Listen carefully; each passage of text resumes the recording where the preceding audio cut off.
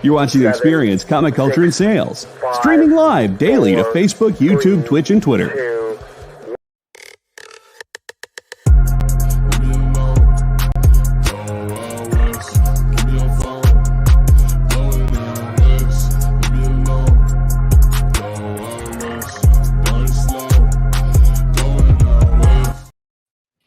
Hey, welcome to the show, everybody. It's Christopher, a.k.a. the Bronze Age Nerd, and I am joined by Bigby McFly, the comic guy. And together, we are your hosts for Best Coast Comics, the show that talks about comic books from the West Coast here late at night. Thank you for joining us. No matter where you're watching from, we appreciate having you here. We have an exciting show tonight. We're actually going to get to learn a little bit about this man of mystery right here, Bigby McFly, the comic book guy. Decided to kind of do a little different structure for a couple shows. We're going to get to know the hosts a little bit. For those of you that aren't familiar with Bigby, we're going to get a little bit more familiar with him, perhaps too familiar with him. I don't know. We'll find out. And then at some point, we'll probably reverse it if Bigby wants to interview me or something like that. But I thought it'd be kind of a fun little experiment to kind of get to know Bigby a little bit more, since some people are probably brand new to him. So hey, let's do that. Let's get to know him and talk about that. But first, I want to recap something huge that happened in the comic book community before we talk about our usual first topic that we talk about, and it's kind of related, folks. C3 just happened, which, if you don't know what C3 is, it's Comics Curing Cancer. It's a great cause, spearheaded by the Hydra that is Rob's Fat Stack of Comics, DJ Links, and Legion of Comics. They do an awesome job. Of course, they have a lot of support from the community. That just wrapped up this weekend for their main fundraiser.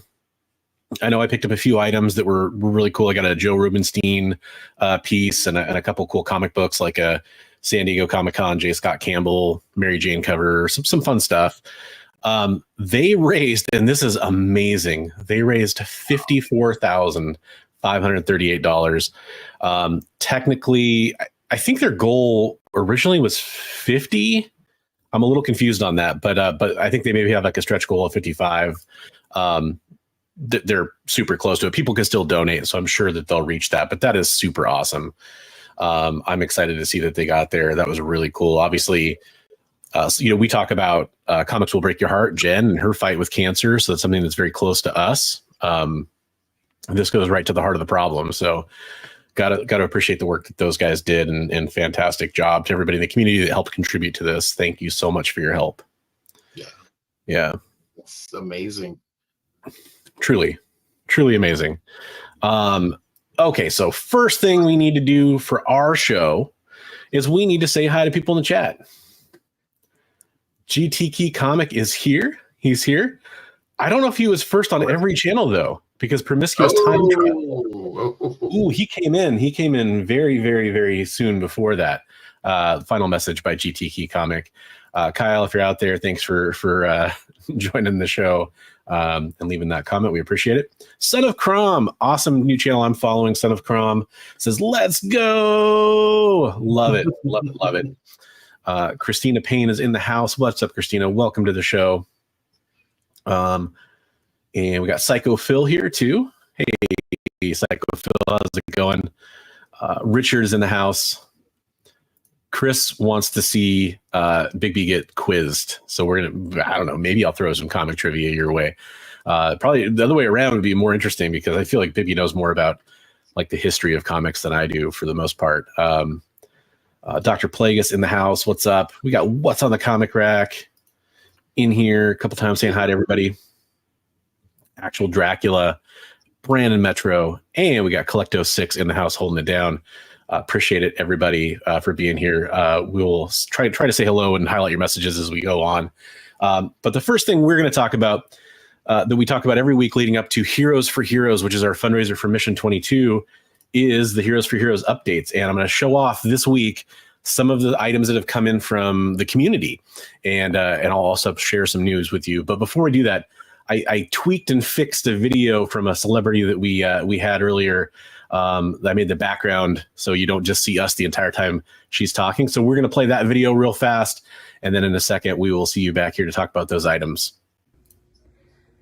Hey friends, this is Stephanie Chakowski from Doom Patrol and Star Trek Picard, and you are watching Bronze Age Nerd on YouTube. Please help support Mission 22 and our veterans by donating to Heroes for Heroes. So awesome. Once again, shout out to Bigby for getting that ball rolling with Stephanie so that she could shoot that little promo for us. She's also sending in some signed photos that we'll do as probably like giveaways that'll happen throughout the charity auction. Very cool to have somebody who's actually in a comic book related TV show in Doom Patrol. And obviously a lot of us nerds are watching Picard. So that's really cool. She was such a nice person to talk to. I mean, yeah. Very cool. Very cool. Hey, Son of Crom calling everybody out. 11 people watching here. There should be 11 thumbs up. Let's click. I love it. I love it. I love it. Thank you. He's a little sus. Yeah, he's a little sus. We're definitely going to have to get to know him a little bit. That reminds me, actually, before I get into that, I should mention that speaking of getting to know channels and all that kind of stuff, Bigby and I are the co-hosts of Best Coast Comics. Definitely go subscribe over to Bigby's channel if you're watching over on mine, or if you're watching on the other channel that we're on right now, which is the EXP. If you're not subscribed to the EXP, go subscribe to the EXP. We'd appreciate that. All three channels, I think, are very important. A lot of great content on the EXP. You'll actually see some advertising from them soon. So go check them out. And make sure you sub up to this guy over here, because we're definitely going to need to talk to him. I was on 1,600. I think I'm like 23 away or something like that. Hey, there we go.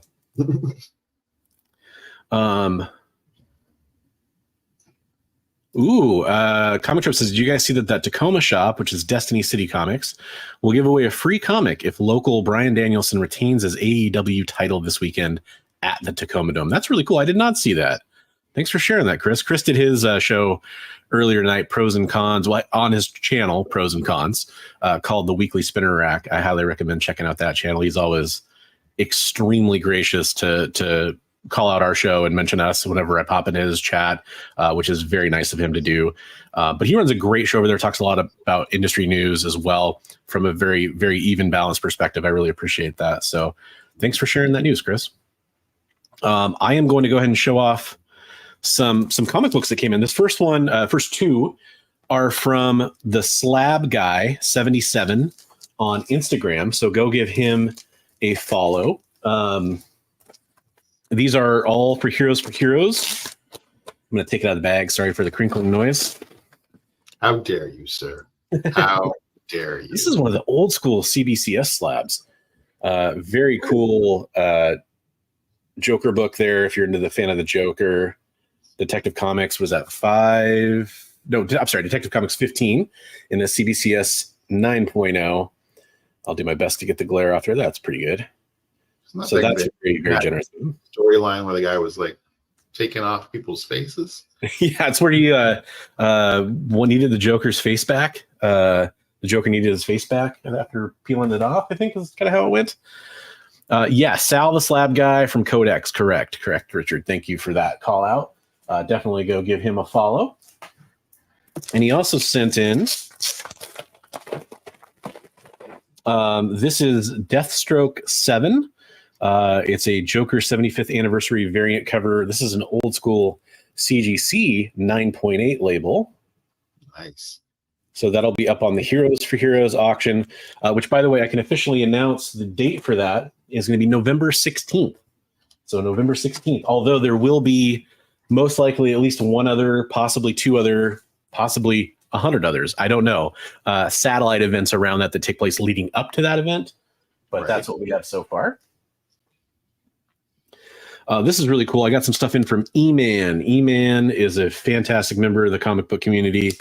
Really love the stuff he sent in. He sent in 2 copies of this Batman Superman World's Finest. These are foils. They have that white protective cover on them.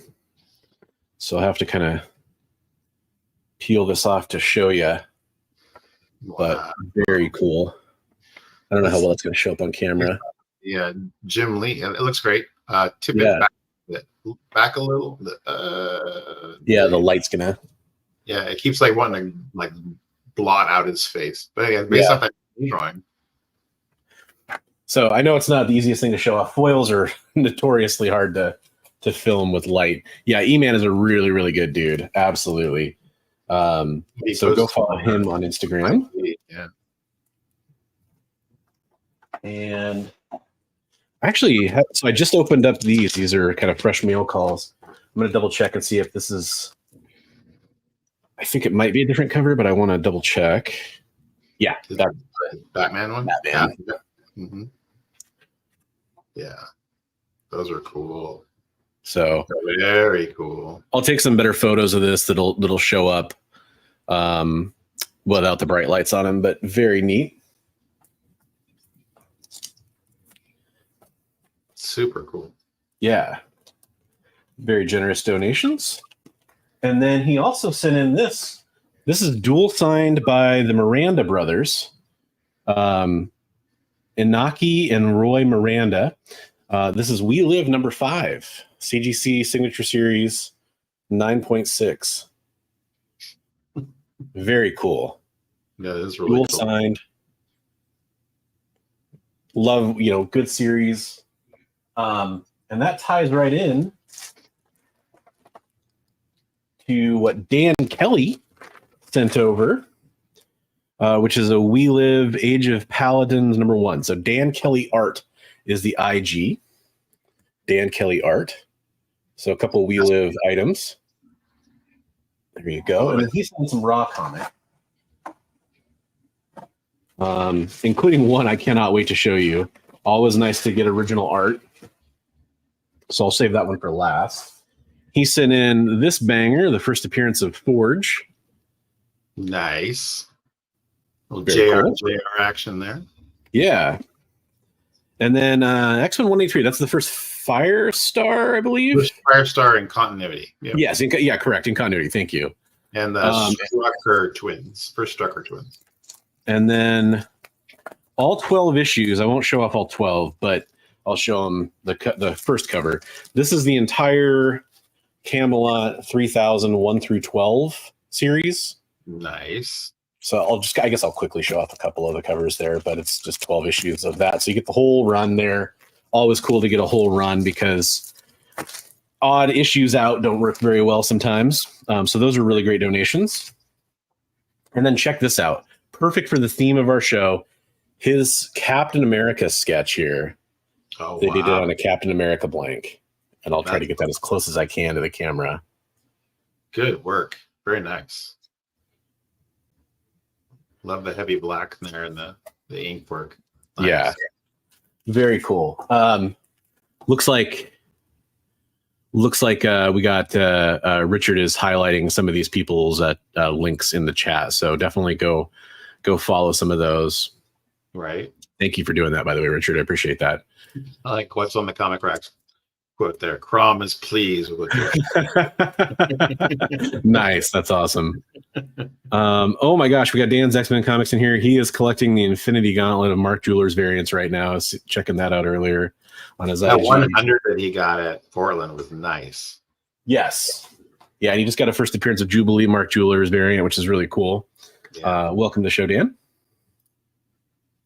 Yes, the super. I apologize for the lights reflecting off the foil covers. They're just so hard to show. So I'll try. Like we were able to see it as you tipped it. So it okay. was good. The problem is with that cover protector. It's like I can't You're tell like, what's what going am on I here. showing? I can't see. Like, yeah, I get it. Hopefully you guys can see it. So I really appreciate all the help from all those people. We should probably unhighlight that. Send in those awesome donations. If you're interested in sending in donations and you want to have them featured on the show, plus, of course, we'll promote you as we post these things on the Instagram. Also, go follow at Heroes for Heroes Comics on Instagram. I just put up a video today talking about what we could use for help. All those things like liking, commenting, subscribing to Bigby, to myself, any of the channels we're associated with. Comics Limited is another good one to subscribe to. He's helping out with shipping and some other items as well. There's a lot of people that are helping out. Some of them are great and in chat right now, by the way, like Richard and Dr. Plagueis. Hey, what's up, Kamikaze? And I'm sure a lot of other people are going to end up supporting in different ways as well. But if you're interested in supporting, hit me up, hit Bigby up. We'll talk about shipping. We basically need everything by Halloween would be a really good date to shoot for. Earlier is better because then we can promote it and use that to kind of draw attention into the auction and all that kind of stuff too. So that's definitely better. Hey, what's up, Shadow Rat? Hey. And Lyle, we got Lyle here. What's up? Wow. So that's kind of the big what I have in hand. I will say behind the scenes, I've secured some artists that are going to be working with Heroes for Heroes. I don't have their art in hand. If I just want to always put this caveat out there, if something happens where they get busy, they may not be able to complete their art and get it in time, cut them some slack because these are very busy professional artists we're talking about. But huge announcement. Talked to him at Washington State SummerCon this summer and had a commitment from him kind of loosely right before a panel interview I did with him. And then just got it finalized. Mark Bagley is going to be doing a sketch for us and sending it in. So we're going to have a Mark Bagley piece here on the show. He's joining. We have David Mack. We have some original art from him. A couple of original art pieces he did at Rose City Comic Con. Dan Parent. We've got an original page of Dan Parent art. Oh, you've got. I have that right here. I forgot you have that because I remember Travis was the one that had it, but I forgot you got it from him, right? I can grab that little stack if you want me to show it. Yeah, why don't you go grab that real fast while I'm talking, and then we can show off some of that stuff real fast. I'm gonna go ahead and stop my camera for a second. For sure, of course. Hey, faking me out here. So yeah, we got Dan Parent, David Mack. We have Brian Ching is going to do a Revan. He's a Star Wars artist. He did a lot of art on Star Wars: The Old Republic, Knights of the Old Republic. So he's a fantastic artist. He's doing the Zero Ghost comic book, which I did an interview with him recently. He's doing a Revan piece for us. So that's pretty exciting for a lot of Star Wars fans. I think that's really cool. There's a couple other artists that are very much in the early phase. But I will say they look promising. People that said they were willing to do it. It's just a matter of does the schedule work out. Simon Bisley and Randy Emberlin are also kind of in that pretty much wrapped up phase. We just have to make sure that they're willing to get it done in time. So hopefully we have some great announcements for you on those artists. There's also Chip Zdarsky. Chip Zdarsky is doing a piece for us as well. So that's really cool. I almost forgot. Yeah. Okay, let me start with the art, or let me show some books. Why don't you start with the art, and then we'll go to the books. Okay. So we have a sweet original page from Archie by Dan Parent. Can you kind of zoom that in a little bit? Yeah. Very cool. Yeah, signed by her at the bottom. Yeah, very neat. Yeah. So cool Dan Parent page. Richard wants this one. Richard wants a bunch of these things. This is the David Mack piece. One of gorgeous.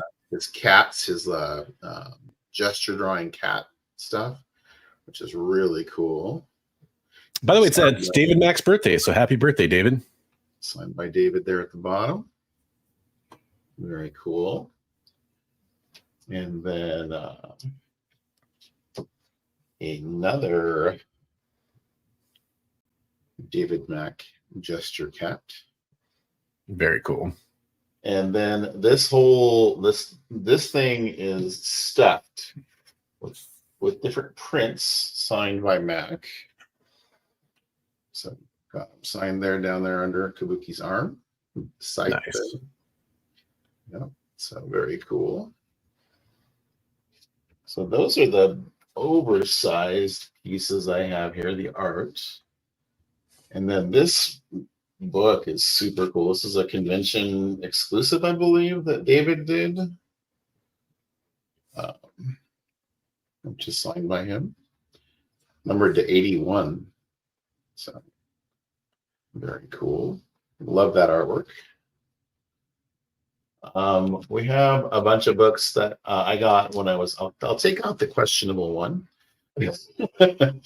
Some books that I got when I was over at Terrificon. So a couple here. Signed by the creators. We got a Mike Mayhew signed first appearance of All Hallows Eve, donated by Travis from Comics Limited. And a J. Scott Campbell autograph. Black and white artwork there. These are from Travis Comics Limited. A whole slew of signed books here. So like David Mack, Ninja Funk. We've got Fear Itself, signed by, we've got COA, signed by, what is this, 450 by Matt Fraction. Tony Daniels, Batman Who Laughs. We've got a Deceased #1, signed by, I'm going to pronounce that wrong, SAJAD SHAH. How do you pronounce it, Bronze? Spell it again one more time.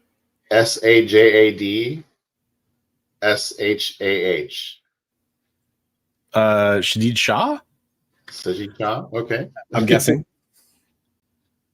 Beautiful Superman piece. Another Superman. I'm not sure the artist on that. Do you know that? Who that is? Gleason? I can't see the art. Is that David Mack? No. It doesn't look like Mack's signature.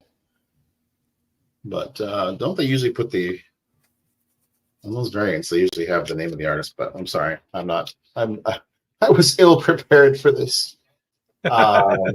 Sorry, man. I didn't mean to put you on the spot. I just thought you could show I was like, I have a big stack of stuff, and we should show it. This one was really sweet. The Dan Parent homage to the first appearance of Usagi. So we got that's a Turtles book. That's April O'Neil there in the Usagi pose. This one is also pretty sweet. Dark Knight Returns #4, signed by Klaus Johnson and Frank Miller. Oh, that's awesome. Lab with the signature series. So very cool. I remember that book coming out. And then this, I might have to bid on this one myself. A Scott Pilgrim hardcover. Oh, right. Of all the Scott Pilgrim books, hardcover, limited edition, signed by the author. And limited to 24.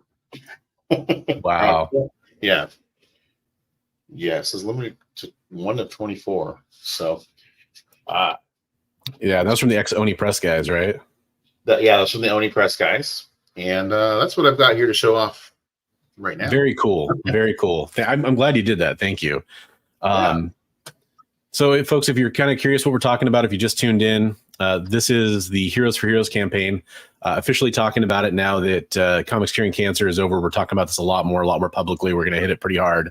Didn't want to take anything away from that awesome fundraiser, but now this is all about Heroes for Heroes. So we are at $525 of an $8,000 goal, which is, I think very attainable with some of the artwork we're going to be getting in. This is the official page I'm about to paste into the chat here. If anybody does want to go donate and bump us over that 525, I'm going to shamelessly say, hey, go ahead and do that instead of like a super chat or whatever else you want to do for us. That would be awesome. And we can get some more donations going for Heroes for Heroes. We'll say, like, if you donate to that, we'll just say it's a super chat and we'll highlight your comment. There you go. Yeah, exactly. 100%. And it is the big auction event is going to take place on November 16th. Probably like a noon start time, Pacific time, most likely. That's not set in stone yet, but we'll see how many items we have and kind of plan it out. And plus, some other people are going to be doing some other events too. So very, very excited about getting this rolling. And I cannot wait to, if everybody who committed to doing stuff comes through, it's going to be a very fun year. So I'm excited about that. It was kind of like one of the first things that you and I kind of collabed on way back in the day. So yeah, absolutely. Yeah, Bigby was doing live art We had a Comic Journey in here as well. We had him doing a live art stream, and then he was helping out on our big auction show we did on the first night. And then Kyle from the EXP was on the second auction that we did. Bigby was on that. We had Chris from Comic Tropes. He was in here earlier. We had him pop in for a little bit, and he donated a piece. Oh, by the way, that's actually something I need to talk about in the chat. If you could help me out, Chris is going to do at some point, it might be during a live stream, it might be some other way. He is going to be doing a sketch cover. He does great artwork. If you haven't checked out Chris's artwork, definitely check it out. He wanted to do a sketch cover with a G.I. Joe character and a Transformer, kind of like a paired combination. And in kind of a chat we have, we were kind of going through some of those options. So people like Dan Kelly, who donated some of those pieces I was showing earlier, like that Captain America, said Doc and Ratchet, Shipwreck and Sea Spray, Scarlet and Sideswipe, Bazooka and Ironhide, Snake Eyes and Timber versus Soundwave and Ravage, which is a lot of characters, but it's a very cool combination. Bigby had that suggestion. Roadblock and Hound, Lady J and RC, that kind of stuff. If you want to throw out your favorite options, I'm going to run a poll on my Bronze Age Nerd YouTube channel in my community tab, and we'll let that run for a while, and we'll see who wins. Okay, so let us know who's your favorite combination of a G.I. Joe related character and a Transformer character, and he's going to do that on a sketch cover for us. Like I said, possibly during the live stream. I don't know if he'll do that or not, but that'll be really fun if that happens. So, Right. Hey, what's up, K-Pop? K-Pop was busy helping out this weekend for C3 as well. She's doing some awesome work. And Cinecrom says phonetically it's pronounced Sajed in Arabic for you language fans. Oh, that's cool. Sajed. I hope I'm saying that correctly. Okay. That's awesome. Thank you for that. So a lot of cool stuff. Yes. Darkwing Duck. He did Darkwing Duck. He did a Right. Yes, put me on the spot because, like, I'm not. Yeah, Disney characters. I was like, okay, yeah, I think I can do it. Dude, in your Darkwing Duck, like, honestly, like, if it got finished, completely finished, that could have been a cover. I think, like, that was that cool. So, yeah. Let's get dangerous. So I don't know what we should do first. Should we do news stories first, or we should do the interview first? What I'll go with you. Let's get do the news. news. Okay. I'm not that interested. Hey, Awesome Sauce. Welcome to the show. We appreciate having you here. Collector P's in the house. What's up? Thanks for being here. I think I saw Derek in here earlier too. I didn't highlight him. Hey, Derek. All right. So we're going to talk about some news first. Let me pull up my first story. This is very topical, I think. Let's talk about the Joker 2. I knew that was what was going to be. So maybe Chrome can help us out here. I have actually, and this is something I didn't bring this up for the first time. I heard somebody else say this. I have heard nobody try to pronounce the title. Like, I know Adu. I get that part. Ali Adu, I guess. Yeah.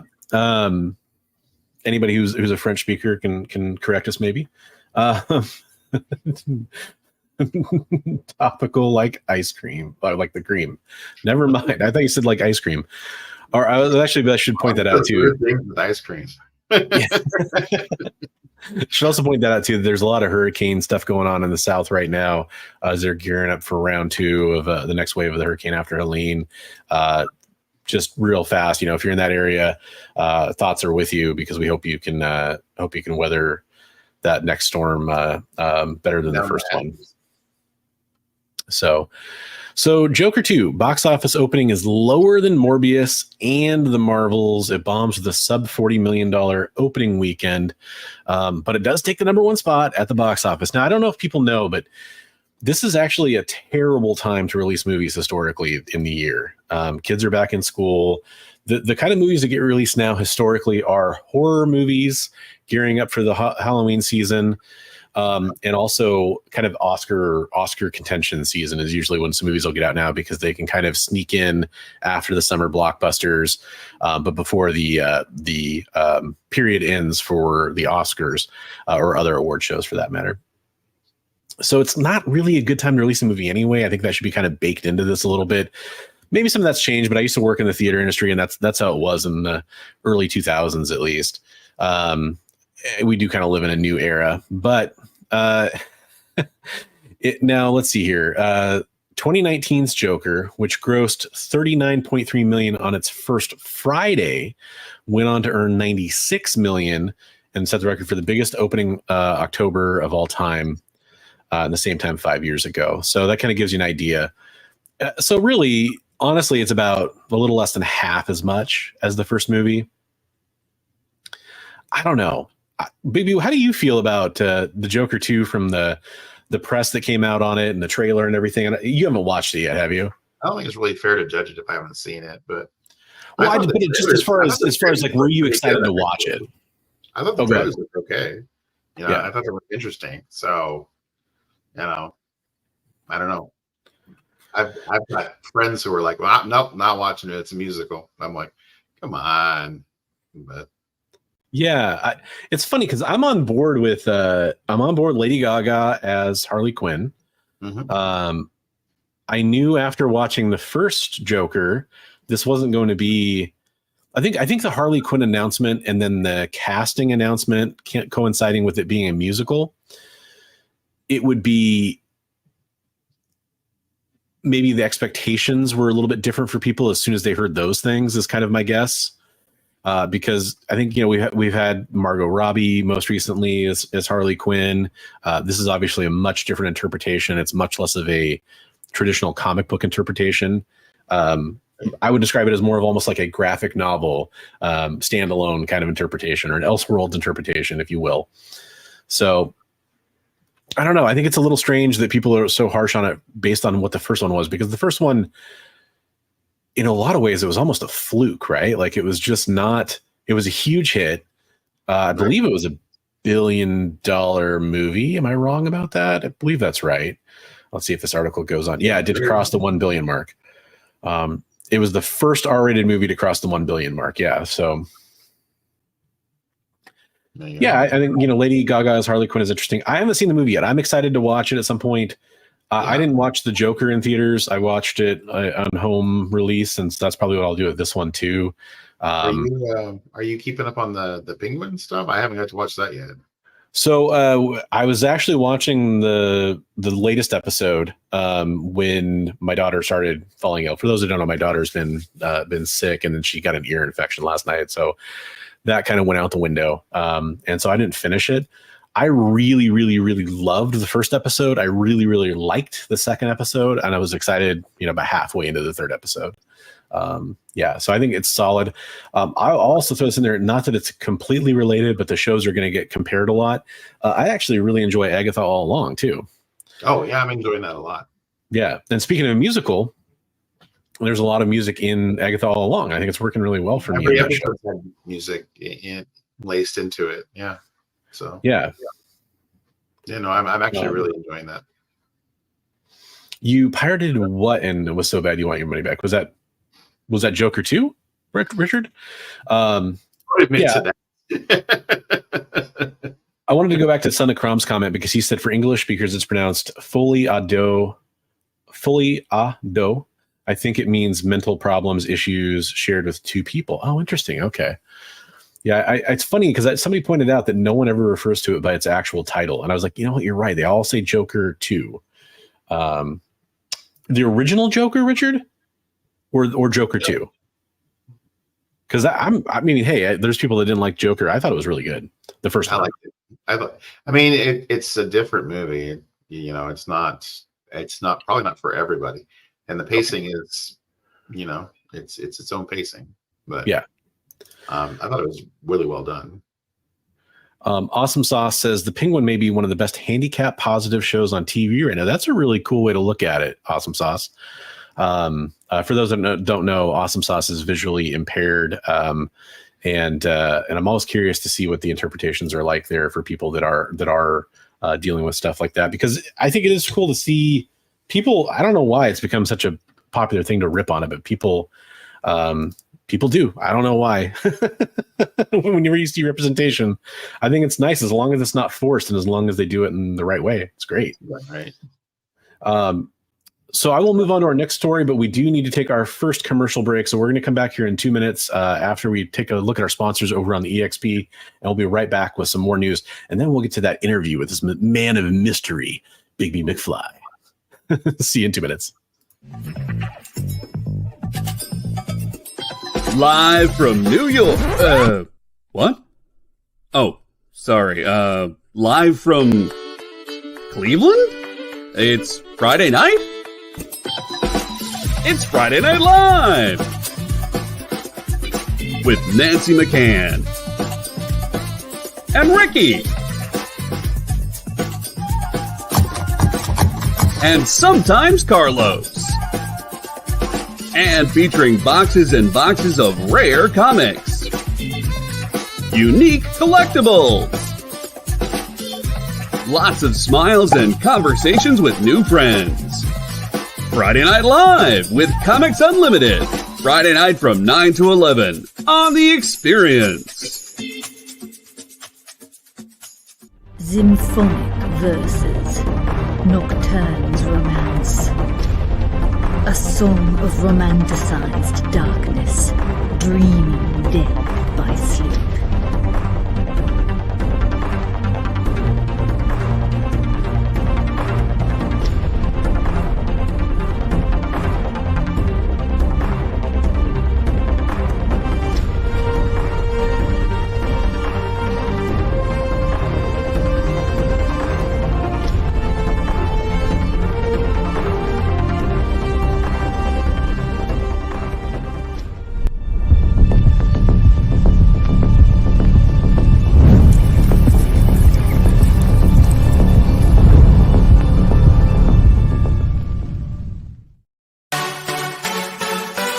It's not just what happens when you have too many energy drinks anymore. Check out our content over there, too.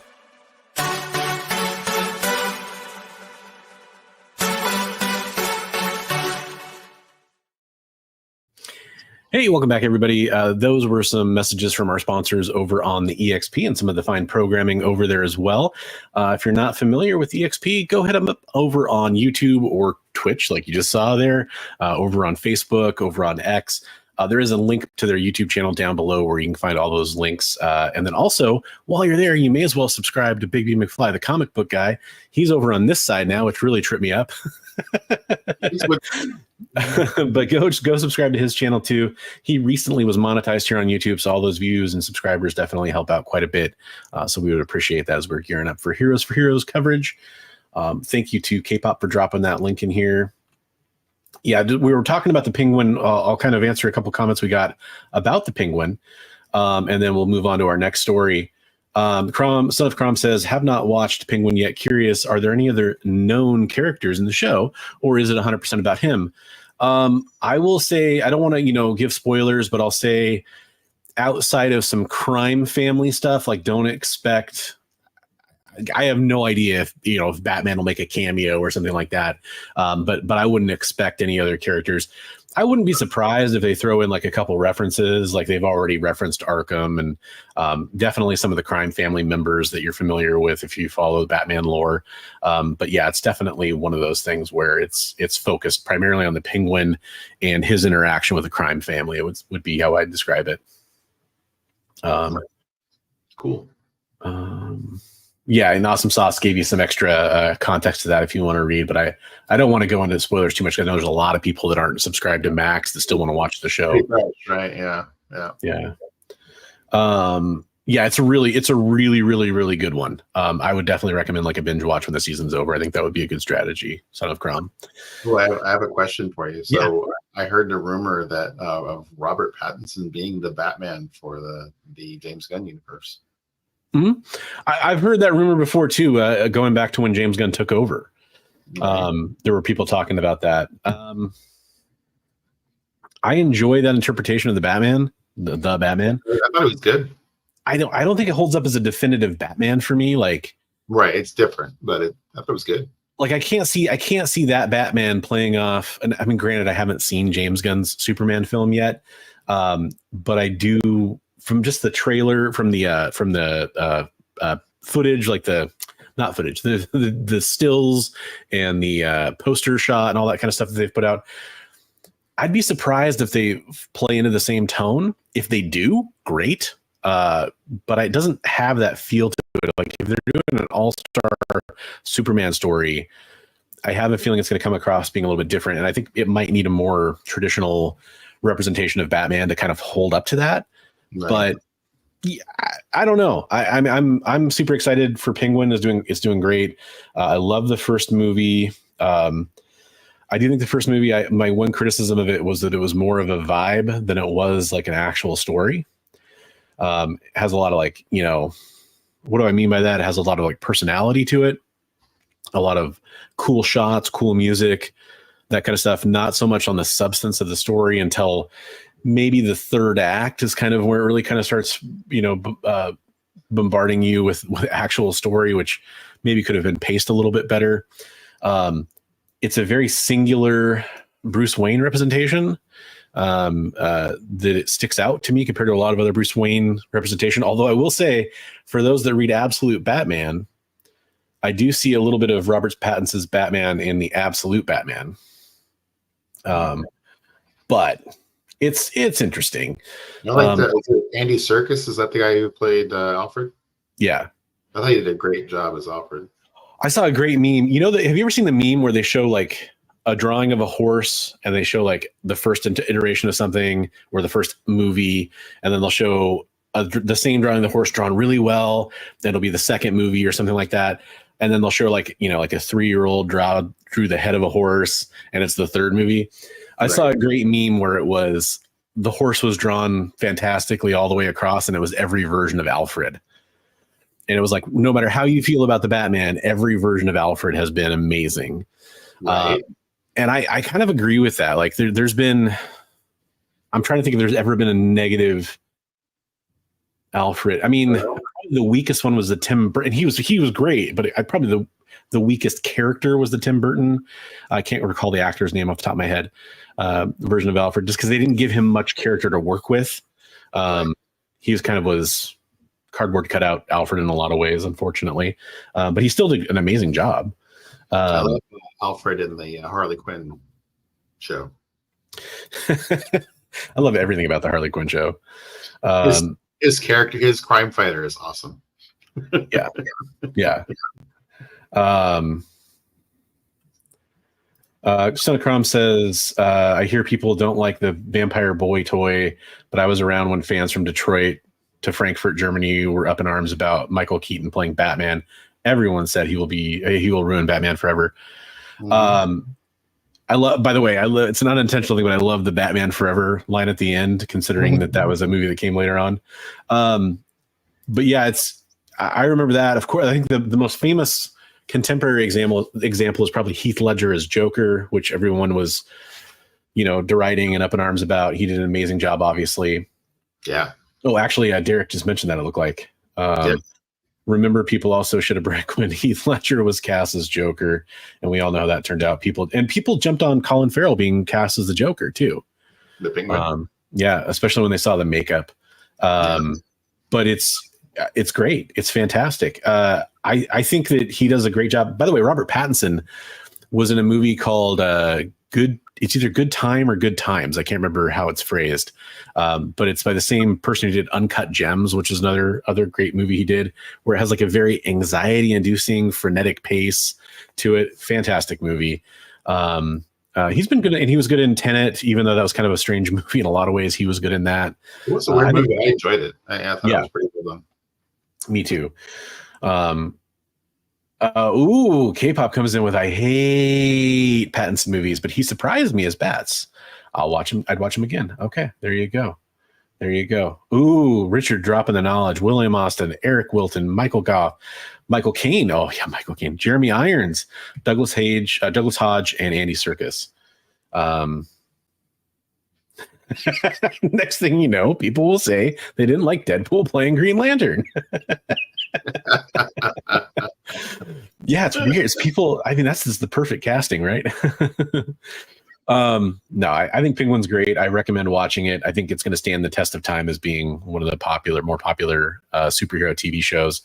I'd like the idea of flushing out a universe as a TV show Where the Batman movies are very singular things. So seeing that as a TV show is really cool.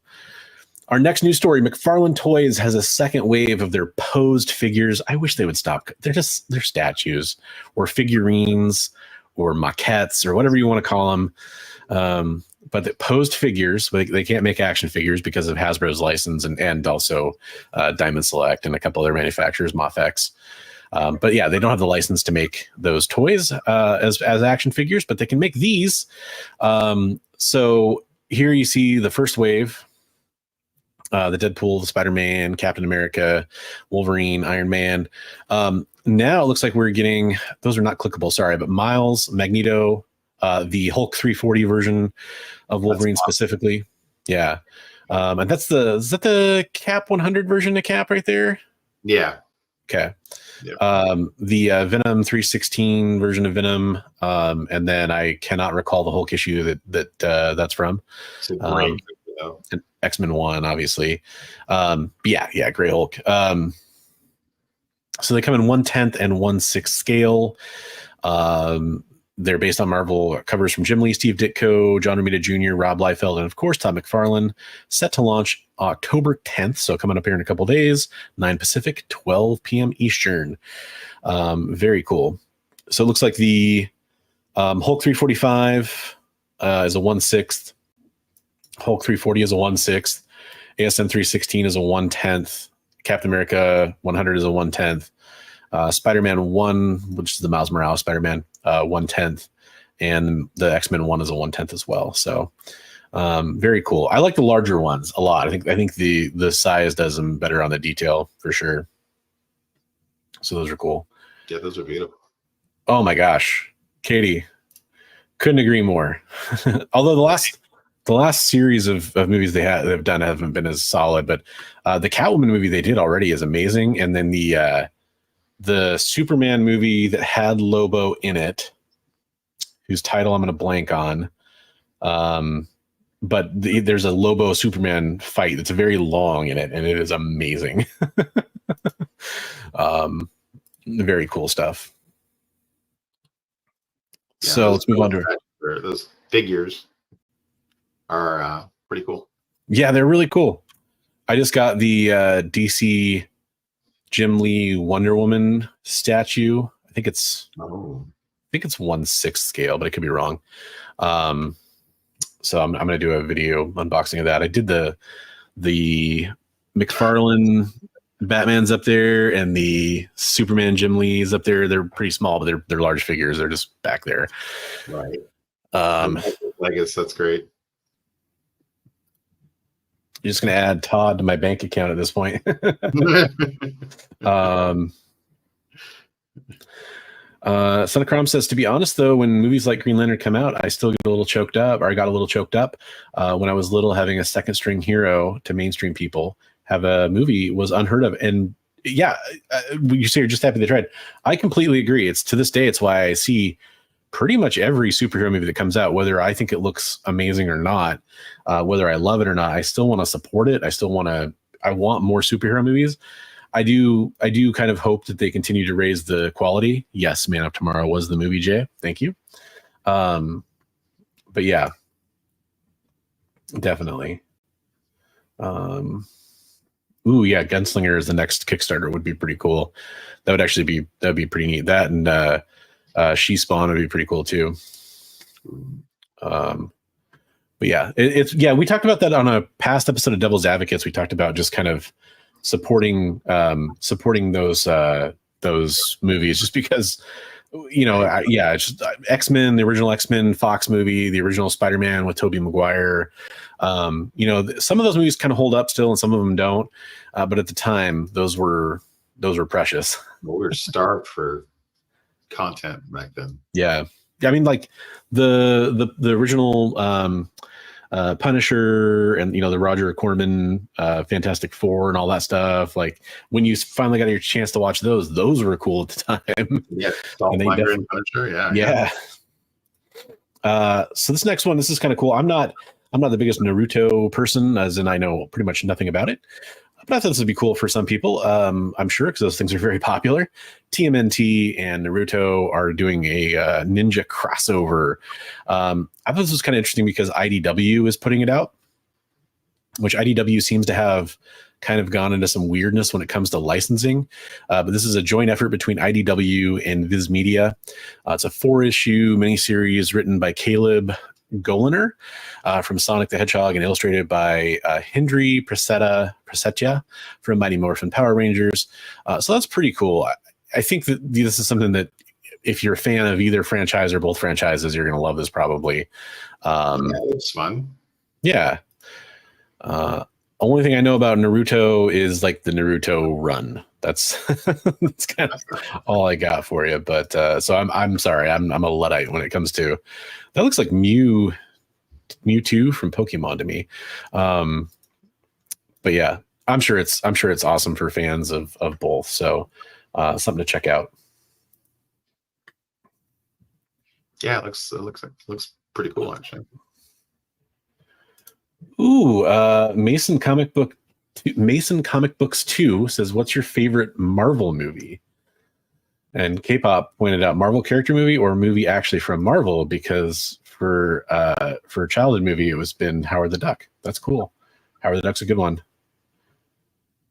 OG Iron Man is another great choice. Since we're going to be interviewing you later, let's tease that, Bigby. What's your favorite Marvel movie? Oh God. There's so many good ones. I mean, you could go like just the easy stand pat answer of like, the Avengers Endgame stuff, I mean, but I don't know. Like stuff that I will like throw on and watch over and over again, like Into the Spider-Verse, the Deadpool movies. I watched those over and over again. They're entertaining still. Deadpool 2, I just watched that the other day. I was like laughing again. So yeah, nice. Yeah, for me, I really liked Spider-Man Homecoming. Yeah, and I really liked just because it was so cool to not see the origin story told over and over and over again and just get right to a different. I mean, in a way, it kind of is the beginning of an origin story, but not in the typical Spider-Bite kind of way. And then I really like the last Spider-Man, No Way Home, or whatever that one. Yeah, No Way Home. Yeah, I just watched Far From Home, so some of those titles get a little confusing. Right. Also, Thor: Love and Thunder may have kind of screwed this up a little bit, but Thor: Ragnarok, I watched probably the one I've watched the most. I would have to say, that is one of the best Marvel movies. Just as far as the best film, I would say Infinity War, which specifically part 1 was done, I think, the best out of the films.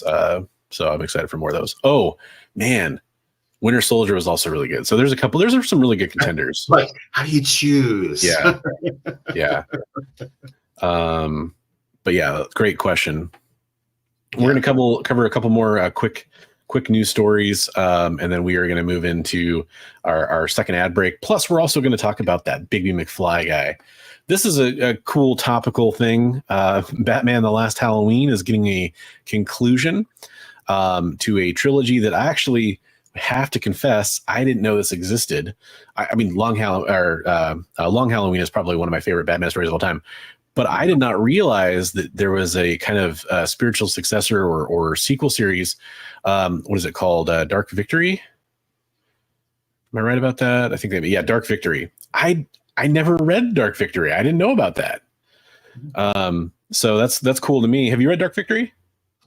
I'm sure I read it back in the day. I can't recall details. Back when I owned a shop, I read pretty much everything.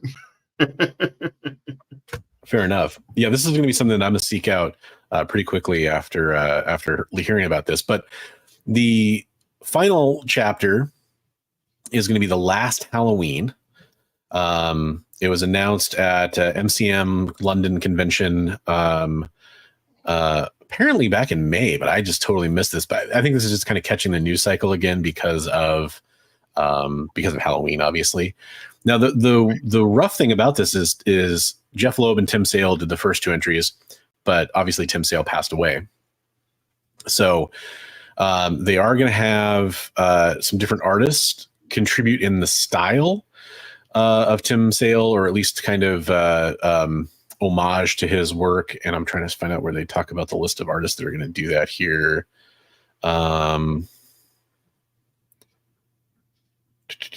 I know they mentioned it at some point in this article, I thought. Here we go. Eduardo Risso, who did the Flashpoint Batman Night of Vengeance story, Klaus Johnson, who we just talked about, Dark Knight Returns, and Mark Chiarello, Batman Black and White. We are really highlighting how terrible I am at pronouncing names in the stream. I've always, I don't mind reading them. I just hate mispronouncing them because I know I do. Apologies to any of the creators I mispronounced. But yeah, it's really cool that they're doing it that way. So the series will not feature new work from Tim Sale, but it does have artwork inspired by a rotating team of artists that will tribute to Sale, which is really cool. I think that's really fun. I think I can really see Jansen stuff in Sale stuff. So yeah, 100%. And this is let's see. This is the last story we'll cover before break here. Just when you thought you were done talking about Rob Liefeld, he keeps pulling you back in. So apparently in 2025, Rob Liefeld will be returning to Youngblood. Did he get all the rights back to all the characters? This is a fantastic question. This is a fresh article I pulled up here. I saw this on X. I keep wanting to call it Twitter. So I know that they divvied up a lot of his characters for a while. They were split between different license holders. Good question. I would assume yes, because he's doing. Yeah. He's doing it. So unless maybe they carved out some of the characters because of that, but I didn't see any mention of that scanning this article really fast. But I just thought it was kind of fun. I know a lot of people have affinity for the early Image stuff, myself included. 90s nostalgia is pretty much at peak right now. I have a Youngblood #1 signed by Rob. That's cool. That's cool. Does he charge an extra $400 to sign Youngblood #1? I got signed back when it came out, so I don't know. It came in a collection, but I was like, "Oh, that's cool." So I still have it. I just remember the artwork at the time and really liking it, and liking some of the spin-off stuff. I'll be honest, the story was pretty weak. I will say that what's that? So he's not a writer; he's an artist. Well, I was actually going to say, that's one of the things that with age may actually have gotten a little bit better. So hopefully that is the case. I'm going to catch up with chat before we go to break. Jessica Jones blew me away. Her character was awesome. Yes, Jessica Jones was, especially because David Tennant did a really good job as Purple Man in that too. I think that really helped out a lot, but she was awesome too in that. That's a great series, by the way. Yeah, and Daredevil. Daredevil is phenomenal. Comic series, the Jessica Jones Alias, the original. Yeah. Oh yeah. I was just kind of going to K-pop's comment here. Yep. Netflix Daredevil is tremendous. Yeah, the OG Netflix stuff is actually really good. Most of it. Awesome Sauce likes Daredevil and Hawkeye. Bernthal Punisher is probably my favorite. Oh, that's cool. Yeah, I forgot Punisher. I feel like it had a little kind of a weak middle act, but it was pretty good. The Punisher stuff in the Daredevil series is excellent. Awesome Sauce, I think probably meant Crom there. I'm also a huge fan of the classic animated Marvel stuff. Marvel had great animated TV shows back in the day. That's true. Yeah, like the classic Spider-Man and even the Avengers cartoon that came a little bit after are still really well regarded. Spider-Man is an amazing friend. Liefeld has more farewell tours than kids. So I thought he just said goodbye to Deadpool. I think, and that's kind of what this article is interesting to me about, is that it's kind of like, okay, we have a peek into what he's doing now, which is going back to some creator-owned stuff, which I think he actually owns a stake of Deadpool, but still fully creator-owned, if you will. I saw that page. So the first page that Deadpool appears on is going to be going up for auction. Yeah, we covered that very briefly. It's up for certainly not the first page. The cover is going to go to the page. Okay, gotcha. I mixed up what I was talking about there. Yeah, because I know the cover was up for like 7 million or something like that. Yeah, the interior page is going up as well. Gotcha.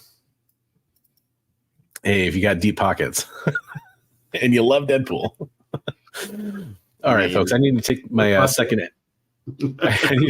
ad break here. We're going to come back and we are going to discuss this man of mystery, Bigby McFly, the comic book guy. See you back here in 2 minutes, folks.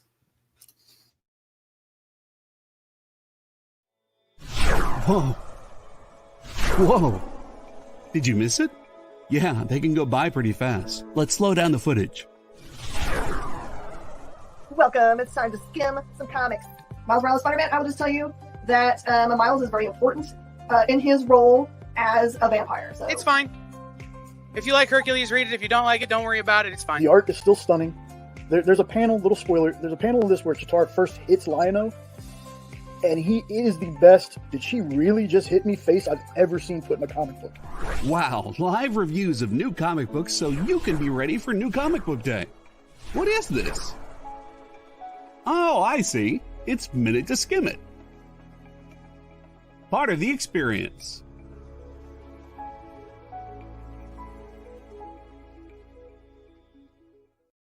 According to a statistic that I just made up, people spend 4 hours a day changing the television channel. People who watch The Experience don't do that. Save yourself a ton of time by tuning into The Experience and enjoying our new original programming 7 days a week. And then tell your friends. Think about the money they could save on batteries in the remote alone just by tuning into The Experience. Find out more by scanning the QR code below. In a world where you hit like and subscribe on our YouTube channel. That'd be really great. Thanks.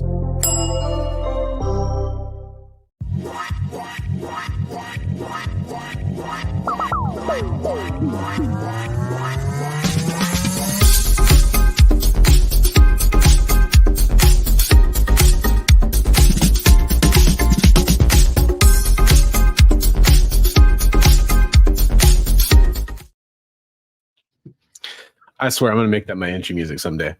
How we always gets us going. It gets me going.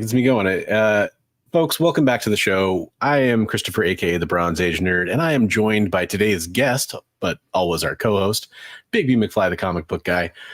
And we are just about to move into the interview with Bigby here and kind of get to know him a little bit better. Before I do that, I just want to point out that the ads you just watched were from our sponsors over on the EXP. I highly recommend going over and subbing up the EXP for some fantastic comic book content. You got an interview coming up with Scott Snyder. You're definitely going to want to check that out as well. A lot of good stuff you're going to want to be subscribed for. Hit the bell to get those notifications while you're doing that, because the link's in the description below.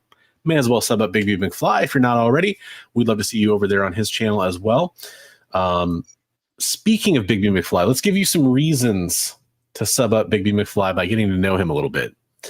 So, Mr. McFly, if that is in fact your real name. It's not. Oh, okay. Let's get that out of the way. Just shatter my illusions.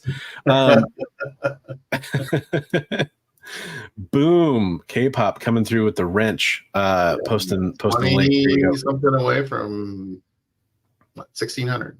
So there we go. Would love to see it. I'd love to see it 2,000. Let's keep going. Let's keep pushing. So I guess I'm going to start with and I know some of the answers to some of these questions, but I definitely want the audience to get a chance to learn some of this stuff too. And we've talked about this before, actually, on the show. But tell me about some of your earliest memories to deal with comic books. Like, how did you first get into a comic book?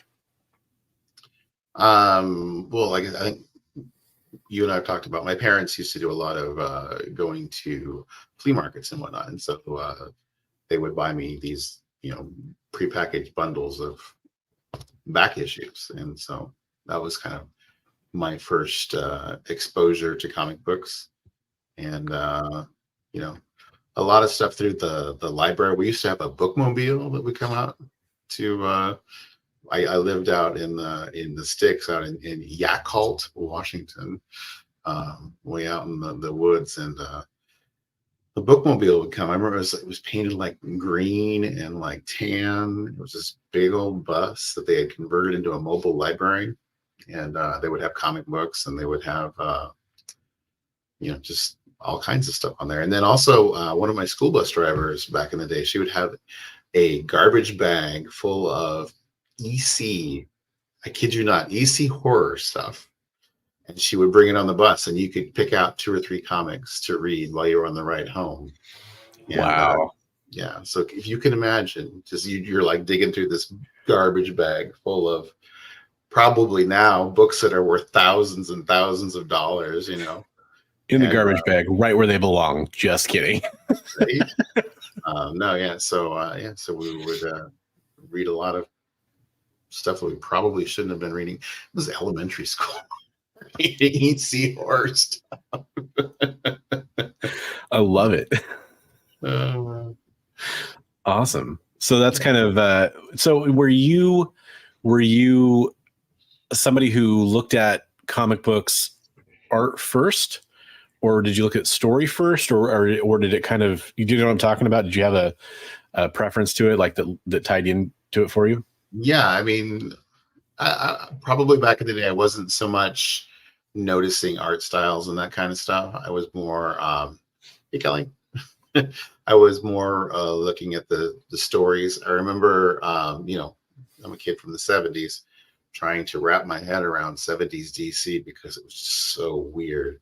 Whereas Marvel was more grounded, DC stuff was just out there. Right on.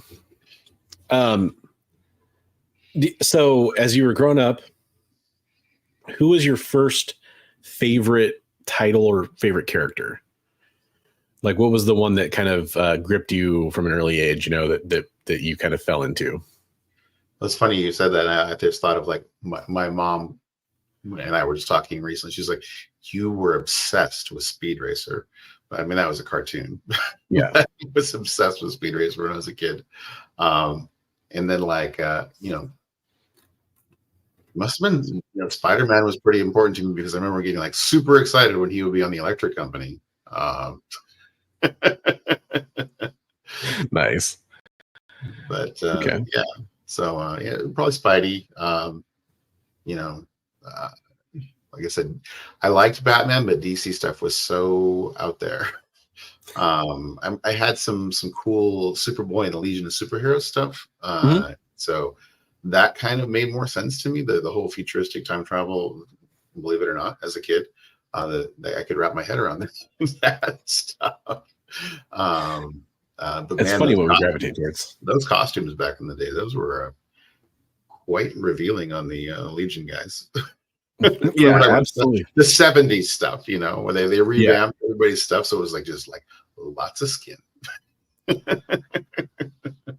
I do want to point out that Richard said you got into it with an illegal gum trading ring. There's a story there. Do you want me to tell that story? Well, I mean, we did hear it on the show recently, but maybe the shorter version of it, Cliff Notes version. So I used to trade. It was always a scrapper trying to come up with money. I didn't have money, so I would go and buy packs of bubblegum and sell and or trade them for things, trading them for Transformers and G.I. Joe figures and comic books and all of that kind of thing. And eventually I amassed enough money. I would go with my mom to Costco and buy the big box of gum. And then I had people underneath me who would sell the gum for me, and then they would get their cut, and then the school intervened and said that this is how drug dealing starts, and so I wasn't allowed to do that anymore. Oh my God, Bigby McFly, the gum trading guy. That's awesome. I still love that story. Jay says, "What a G." Yeah. By the way, people are throwing in some questions. I'm definitely going to work those in as we talk. So we'll use this as it makes more sense to ask this now. Son of Chrome wants to know, did you ever buy the Spider-Man comic? I've seen them. I have not got to read any of those. Well, there's the one that got real hot with the Thanos copter, right? Oh, yeah. That's right. Yeah. The more grounded Marvel universe. Right. The Thanos. Oh, what a silly time with so many amazing stories. Right. I miss all that stuff. So that was kind of historically. What about today, though? Like, who are your favorite heroes today? Like, as adult Bigby.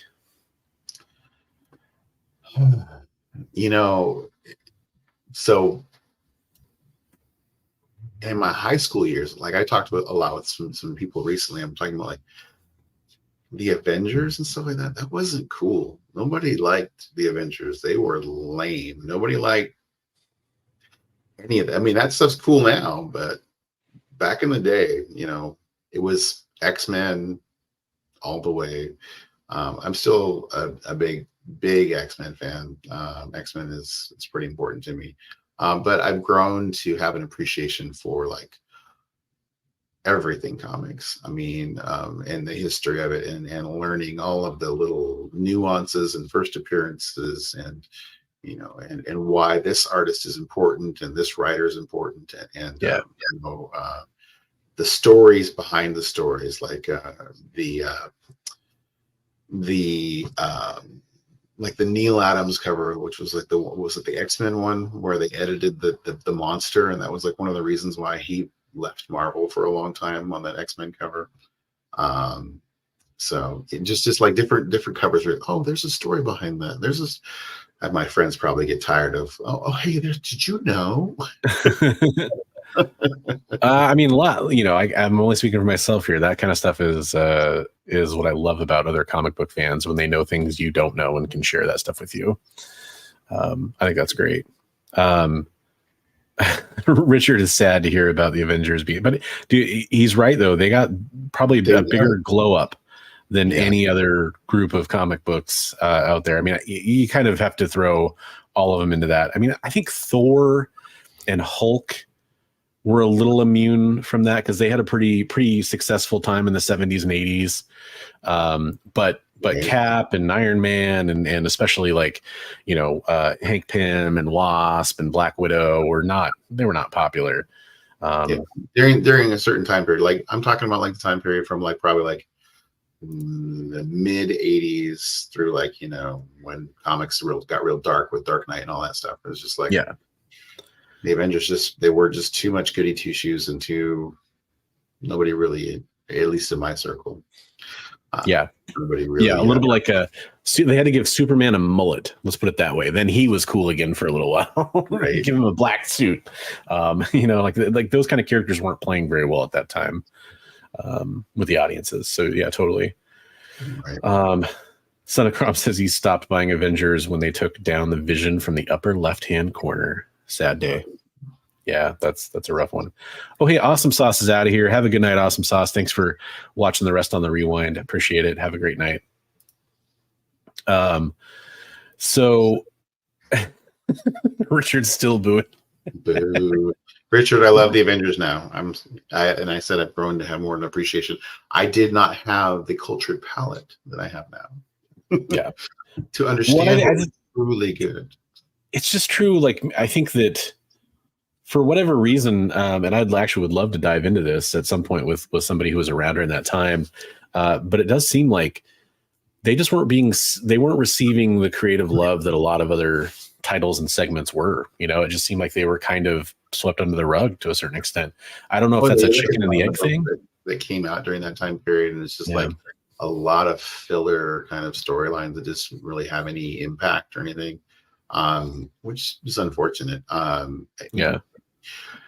There's always going to be important key things that happen, you know, in first appearances of characters and stuff. But for a while there, I mean, there was a amazing stretch in there where they had, you know, you had Perez and Byrne and that stuff, and that was great. But it's just like, I don't know where they lost their way. Yeah, and that's what I mean. It'd be fun to dive into that a little bit. You know, if it was just falling out of love with editorial or sales, or probably a combination of all that. People moving on to the new edgier, hotter characters is definitely a part of that. So those are some of your favorite heroes. Is there a hero that you identify with the most, like on a personal level? Like, do you see more of yourself in any, or a villain, I guess, but any comic book character? Let's put it that way. Do you see yourself in any comic book character on a regular basis, or any personality traits that, you know, you kind of notice in a character? I've always kind of identified with like the misunderstood kind of like Hellboy, or, you know, or Hulk, or, you know, that kind of, like those kind of characters. Yeah. Kind of like, what, who's the real person behind the person, you know? So people judging books by covers, you know, kind of that kind of thing. So I've always kind of identified with that. I always really liked Wolverine as a character, because I like, you know, just, but not really, like, I'm not like Berserker Rage or anything like that, but, you know, it's my adamantium skeleton that really, you know, makes me. Well, he was a man of mystery too for a long time. I think that was kind of intriguing. Like they peeled back all the layers on that onion, but for a long time, you know, he was pretty mysterious, and kind of, you know, that made him kind of cooler for a lot of people, I think, in some ways. Right. How about a favorite? Do you have a favorite villain, or maybe a couple villains that stick out to you that you enjoy the most? Oh, I have to go, like, Doom is amazing. Solid. Yeah. I mean, and he can cross over in almost any storyline and hold his own against whatever team he's facing up against, you know. I've loved him when he was in X-Men, you know, that kind of stuff. So Joker is always entertaining in DC stuff. Hey, MJ. A normal human being that just everyone in the DC universe is terrified of, you know. I mean, not normal, but, you know, he doesn't have Superman's powers or anything. But a great character. You know, yeah, there's amazing villains, but CGC, yeah, it's a good choice, Richard. All right, cool. This is the thing I wanted to talk to you about, and it's because I know a lot of the other stuff, but I definitely wanted people to get a chance to hear about some of your love and history of comics historically with you personally. But I'm really curious to talk about this part of the topic. For those that don't know, you have a history in comics retail. Yeah. And it's, feel free to go in as little or as much detail as you want as far as some of those things go. But I am, especially like how you got into it, I'm extremely curious about that, because so many people that are in comic books have always been interested in like owning a shop or running a shop. And you've done it a couple times. So I'd love to hear from your perspective, if you could, for people about maybe not just how you got into comic books, but also a little into comic books retail, but also a little bit about what surprised you, or what advice you might have for retailers, that kind of thing. Because I'm really curious about that, since you've had that experience. So everyone thinks that's going to be the most enjoyable thing in the world to do. And I will say there's no better way to ruin something that you have a passion for than turning it into your everyday job. Yeah, so there was, for a while there, I didn't enjoy a lot of the things that I really enjoyed the most in life, because there was I saw a lot of the dark, seedy underside of things, you know. But How did I initially get into retailing? So there was this whole bubblegum thing. No. But then kind of to play along with that, like, like I said, I was trading for things like Transformers and GI Joes and comics and that kind of stuff. And eventually I started doing like shows, like trade shows and stuff, comic shows, or little shows at the local mall where it'd be like you could get a table for $25 or, and set up and do your own, things like that. I was also big into sports cards and that kind of stuff. And Magic the Gathering is huge for me. I still play Magic the Gathering on occasion. In fact, I've done some videos on how to build your collection without spending a lot of money.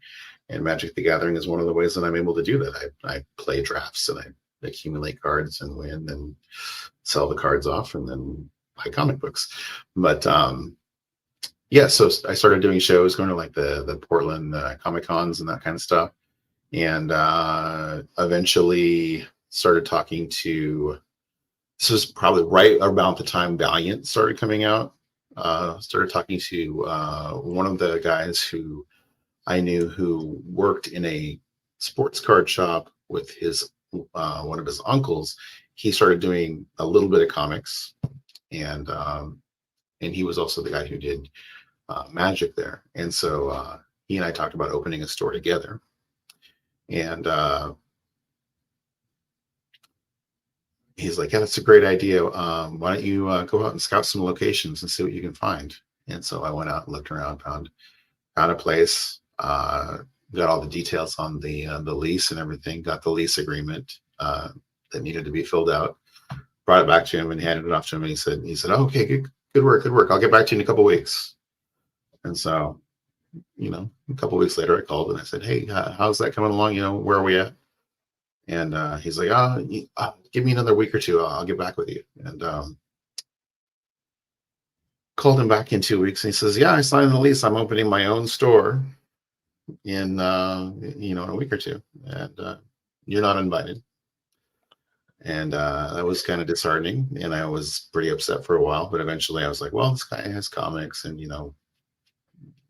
I can let bygones be bygones and go in there and shop with him. And so he did one side of it was, and I'm not going to name names because, but he did one side of it was comics and Magic, and one of his uncles, the other side did sports cards.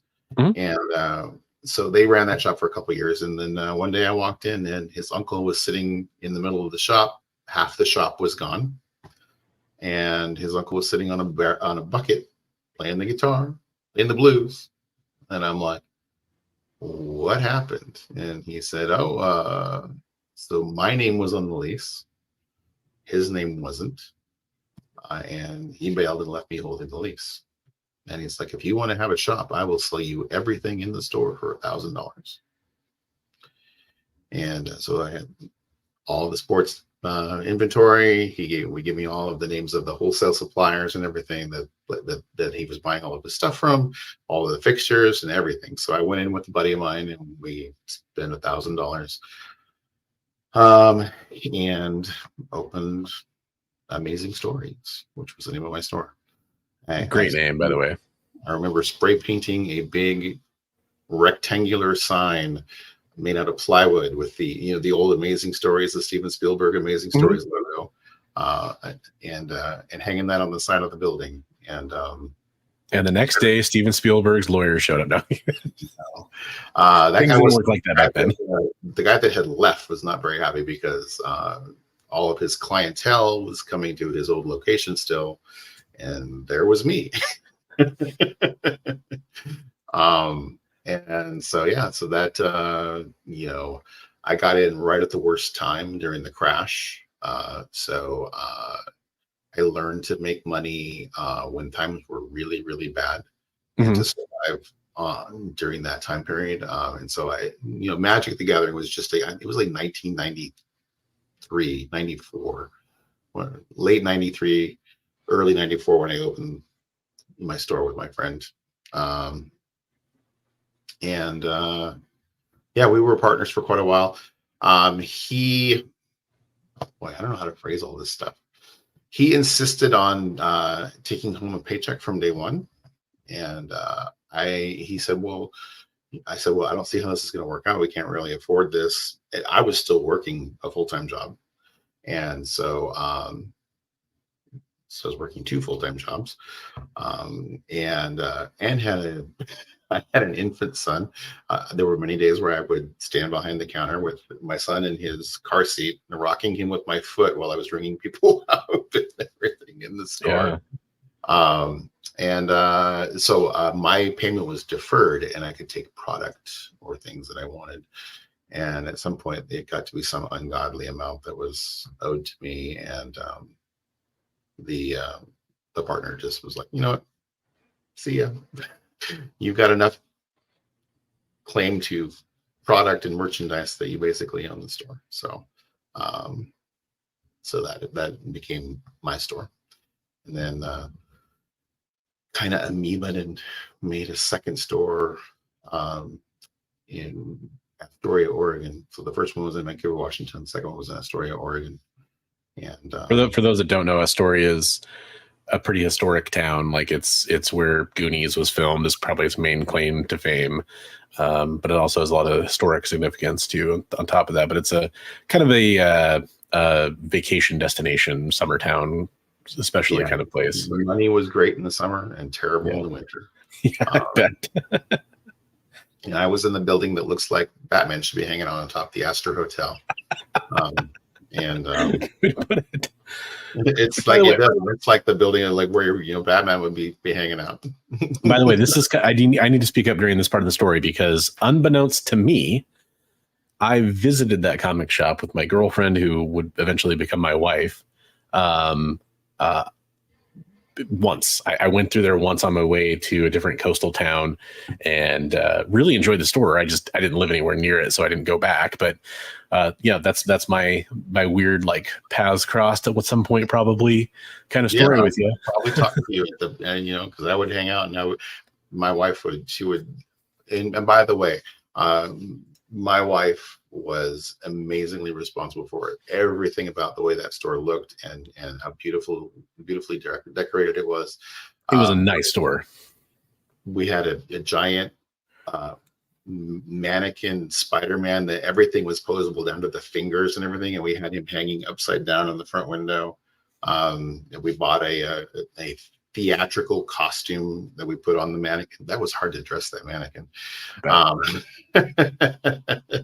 But yeah, it was awesome. And so things went well enough that eventually we knocked out the wall and went into the next unit next to us. It was interesting because like when I first moved in, the unit was trashed, and we offered to put in flooring in lieu of like rent and fix the place up, repaint it and everything. And we put in like these, it was amazing. Like the colors were like burgundy and gold with the theme colors and everything. And so we had these burgundy gold curtains on everything, had these amazing, scroll artwork or scroll lettering on all the windows. And but I'm not a flooring person. So I came in, I was like, all right, just put it right over the carpet.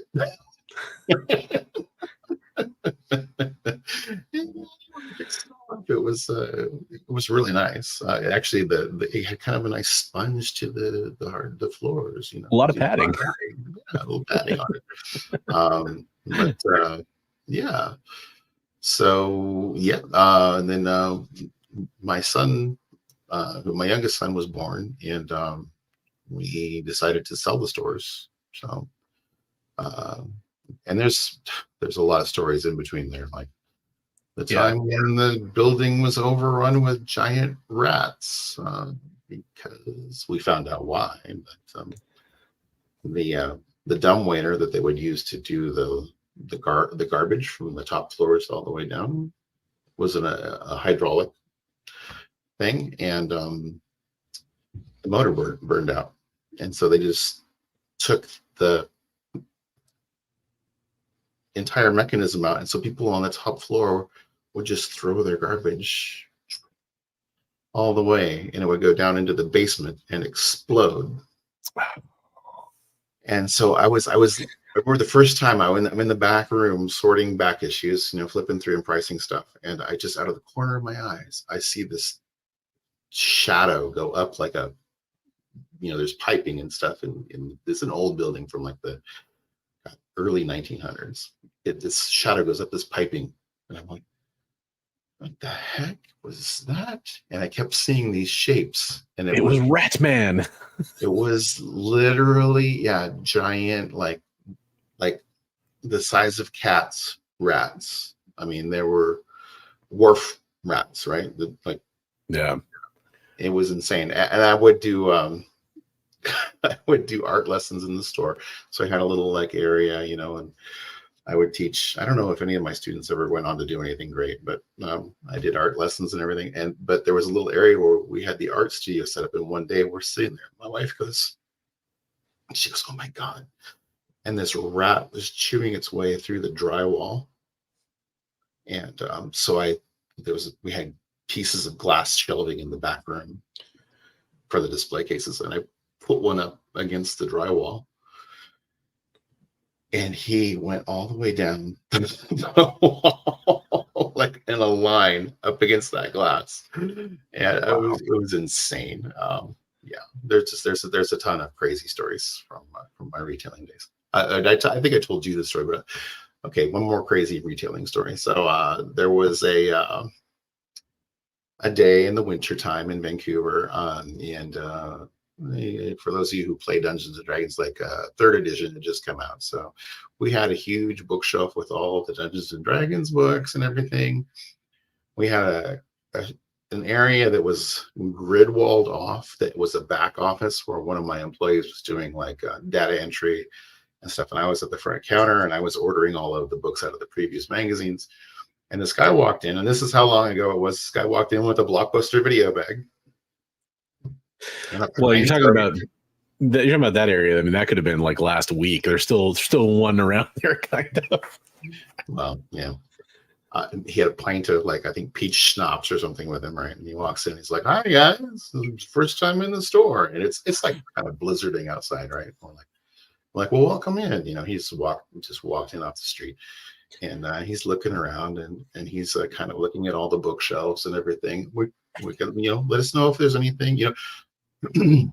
First rule of retailing: always greet your clientele. Ask them if there's anything that they're looking for, if you can help them find, and then kind of feel it out if they want to engage in chat with you and they want to find something, or if they just want to explore the store on their own. So this guy was kind of the explore the store on his own kind of guy. So you just say, "All right, let me know if you have any questions," and you go back to doing whatever you're doing.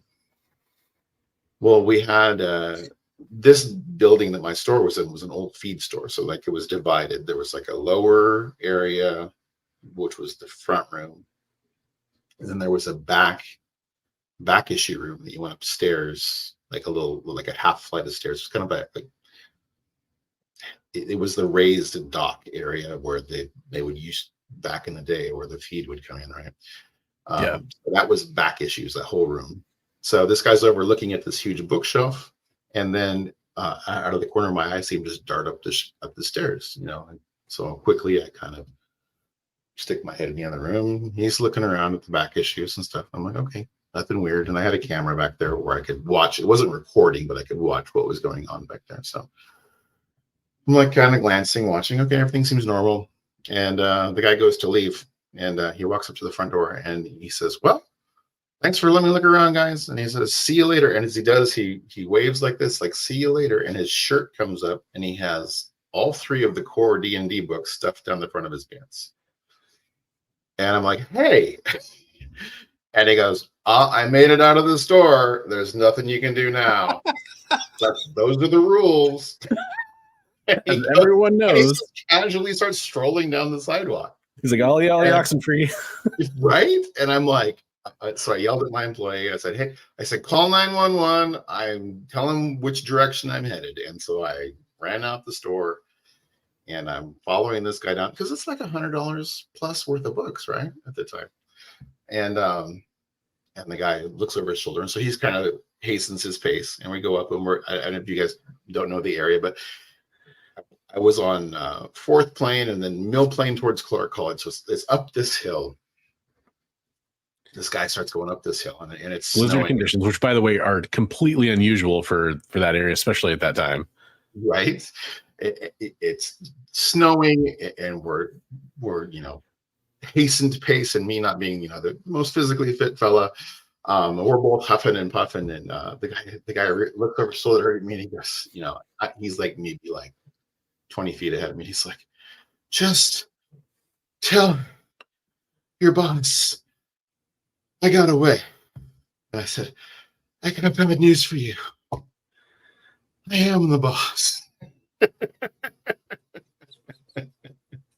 And so the guy goes up, and there's a little jog in that thing, and it goes up, and there's like actually the alcohol detox rehabilitation center. Funny thing, kind of. And he kind of jogs around this corner, and so I come walking up, and I can see his footprints in the snow. They go over into this little alcove, and there's an alcove. It's kind of got like two little walls, and like there's a little inlet on either side in the door to go in, and you can see his breath coming out from behind this thing, like he's hiding, right? Yeah. And I'm like, dude, I know you're in there. I'm like, just give me my books back, and I will turn around and walk the other way, not tell the police which way you went. Just give me my books back. And he's like, really? And I'm like, yeah. So I walk up to the entrance to the thing, and he comes out, and he has the books in his hand, and he looks at me. You can just see the thought process, and at some point the gears just didn't, and he throws the books down, and he starts swinging. And so here we are, brawling in the snow outside the alcohol rehabilitation center. Probably no stranger to such a scene. It's just insane, right? So we're fighting, and I finally get the guy pinned, right? And there's like this work release crew there, and I'm like, hey, I don't know if you guys know what a work release crew is. Like people who are out of jail to do a job, so they're out doing, I forget what they were doing, shoveling snow off the sidewalk, maybe something like that.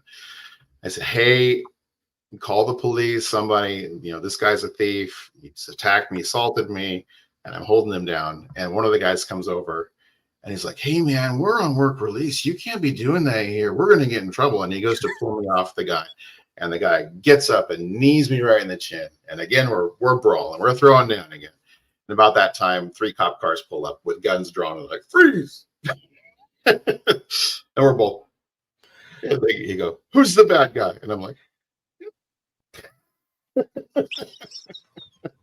who's the bad guy? Right, who's the bad guy? So not it. Yeah. Their books were ruined. They smashed in the snow. They got ruined.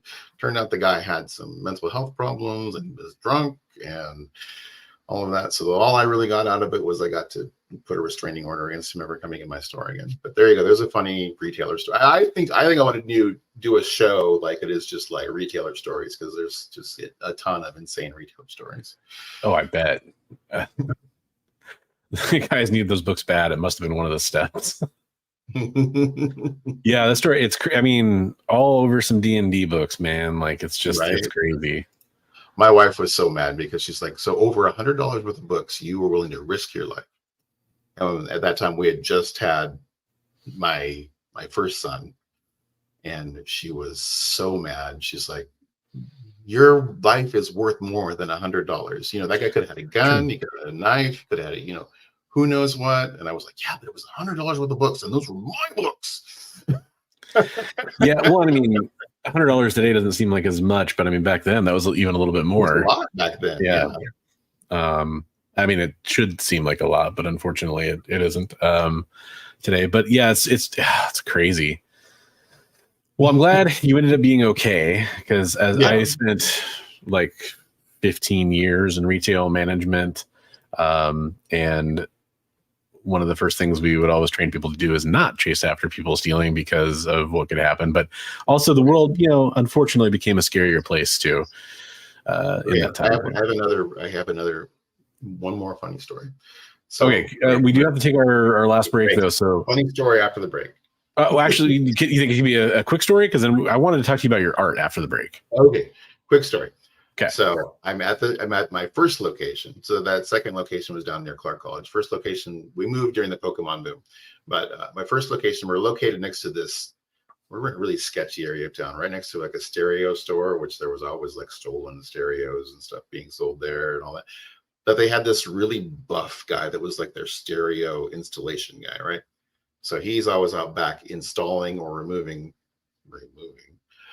stereo equipment. And so that's just side setup story. This fella comes in, he's like, hey, I've got a whole bunch of like Mickey Mantle and Hank Aaron cards. Would you like to look at them? And I was like, yeah. And I'm like, but we're closing in like half an hour. You know, how long is it going to take you? He's like, I don't have them here, but I'm going to run home and I'll get them. Can you wait for me? And I was like, sure, I can wait. If it's going to be a reasonable amount of time. He says, oh yeah, I'll be back real soon. So I'm waiting and I'm waiting and waiting. And while I'm waiting, like a bunch of my customers come in and they're kind of milling around the store. And I said, hey, I got a guy coming in. Feel free to shop because he's coming back. So I don't have to close up. So unbeknownst to me, the guy was actually scoping me out to rob me. Because my customers were in the store, he didn't rob me, but he decided it was a good idea to rob the stereo installation guy in the back. And so I hear this ruckus out back, and then I see, if you can imagine, this kind of mulleted, shirtless, muscle-bound guy who's the stereo installation guy running around the corner, and he's screaming. He's like, he's got a knife, he's got a knife. And I'm like, whoa. And I pull the door to my store closed, and the guy comes screaming around the corner. And here comes this guy chasing after him with the knife, right? And what he didn't know is the stereo installation guy was a black belt martial artist. And so the stereo guy's like, yo, you want to throw down, drop the knife. And the guy's like, all right. He throws the knife down, and he just, bam, that guy's nose just exploded. His face was bright red. He hit the pavement. I was like, note to self, do not mess with the stereo installation guy. Oh my God. There you That's go. Wow. Owning a comic book shop is hard work, fella. That's the moral of the story. Also, Son of Cromp pointed out, never mess with the combo of muscles and mullets. Right. Good point. Derek was wondering if this was a hero origin or a villain origin story, and I don't know. It's kind of, if you know the whole story of Bigby's life, or at least you know what he's told me in the time I've known him, I definitely think that it's a different kind of story in a lot of ways. But I like to think of it as a very long hero origin story. Is what I like to think of it as. Thanks, buddy. Yeah. So we do need to take our last ad break. What we're going to do when we come back from that is we're actually going to talk about a different aspect of Bigby's comic book history, which relates to his art. So if you want to hear about that, and then after that, we're going to quickly go through some community art from you guys out there, which is awesome. Stick around, and we'll be back in a couple minutes with more of the show, and then we'll close it up for the evening. See you soon. Some comic live streams seem like they're just throwing everything at the wall. Hey, you want this unknown comic? Here, how about this boring one? Found this one in a rain gutter. Give me some money for it. I know this looks like a rotting sandwich, but I swear it's a comic. Pay me! But with Comic Collectibles, we know you don't just want comics, you want the right comics. You want rare variant and incentive covers, vintage books in pristine condition at prices you won't find anywhere else, and truly unique hand-drawn cover sketches by some of the most amazing artists in the business. Join Rex and his rotating cast of co-hosts live from Dynamite Entertainment headquarters for a carefully curated roster of comics that you'll only find here at Comic Collectibles. Every Monday at 6 and Wednesday at 7 Eastern Time. Part of the experience. Did you know that Arthur, King of the Britons, in Monty Python and the Holy Grail was played by a famous Graham? Check out another famous Graham by following our Instagram.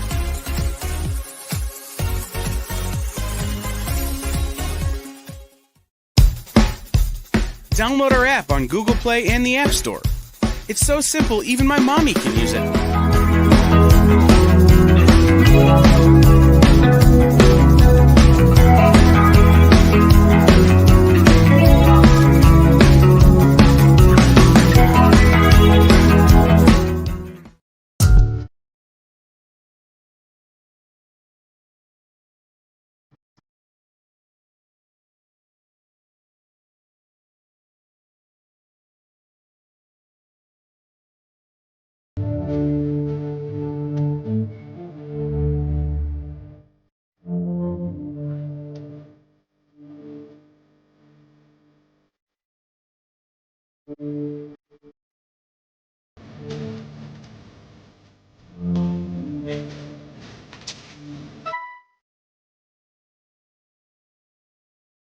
Welcome back, everybody. We are back. I am Christopher, aka the Bronze Age Nerd, and I am joined by this hero origin story right here. Bigby McFly, the comic book guy. That's him. That's him. He forgets his place sometimes, but that's who he is. So we're talking about do that again. No. McFly, the comic guy. So we are here talking about Bigby McFly's history with comic books and his history on being a retailer, actually, which was very fascinating. And I'm sure we'll get more of those stories as time goes on. But before we wrap up the end of the show, we are going to do some community artwork at the end. But actually, Bigby himself is an artist, and I really wanted to hear about some of your history with art. We do have to go a little quick because we don't have a whole lot of time left. But how did you get into art? You taught art at your comic shop. You're telling us about that. How did you actually get into it? Into art? Yeah, so when did you start really trying to draw or paint seriously when you were growing up? So junior high school, I started doing. We started playing a game called the Champions role-playing game. I don't know if you guys have ever heard of that, but you could your character sheet. There was a little section for art for your character, and so I was never satisfied. They always had like just kind of a blank fill in the character thing, and I always wanted to do more than that. And then one day I went over to my buddy's house, and he was kind of aping the original Kitty Pryde and Wolverine art. I think it's Al Milgrom.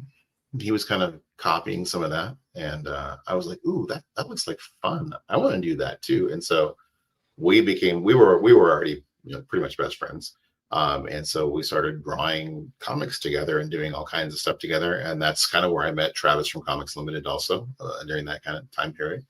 And so our group, we always whatever it was we enjoyed, we always got into like doing it ourselves. Like, we like comics, so let's make our own comics. Nice. Yeah. We like baseball. Let's play. Let's have a wiffle ball league, and that kind of thing. So we all that kind of stuff. So we had great fun with that. And actually, I have some books that I put out when I was in high school. That's where I ran off during the during the commercial break. Nice. So yeah. Well, yeah, I was curious about that too, because I don't know I think maybe this is kind of a good place to start with this. I know you've had your work published before. Yeah. So that's a whole, I talk a lot about like things just kind of like coming to you or like falling into your lap. What's meant to be will be, right? And like this stuff, people always ask me like, when I go to a show, what books am I looking for? And I go, I'm not looking for anything in particular. Like, when I'll know it when I see it. I have a list of things that I would like to eventually own. Like I told you, I have a video of like, has like 80 different keys that are like anywhere from, AF-15 down to like, these $20 first appearances and stuff, right? Just like stuff that, and you've seen me go through a back issue bin where I'm like, oh, that's important. That's important. That's not important. It's quite impressive.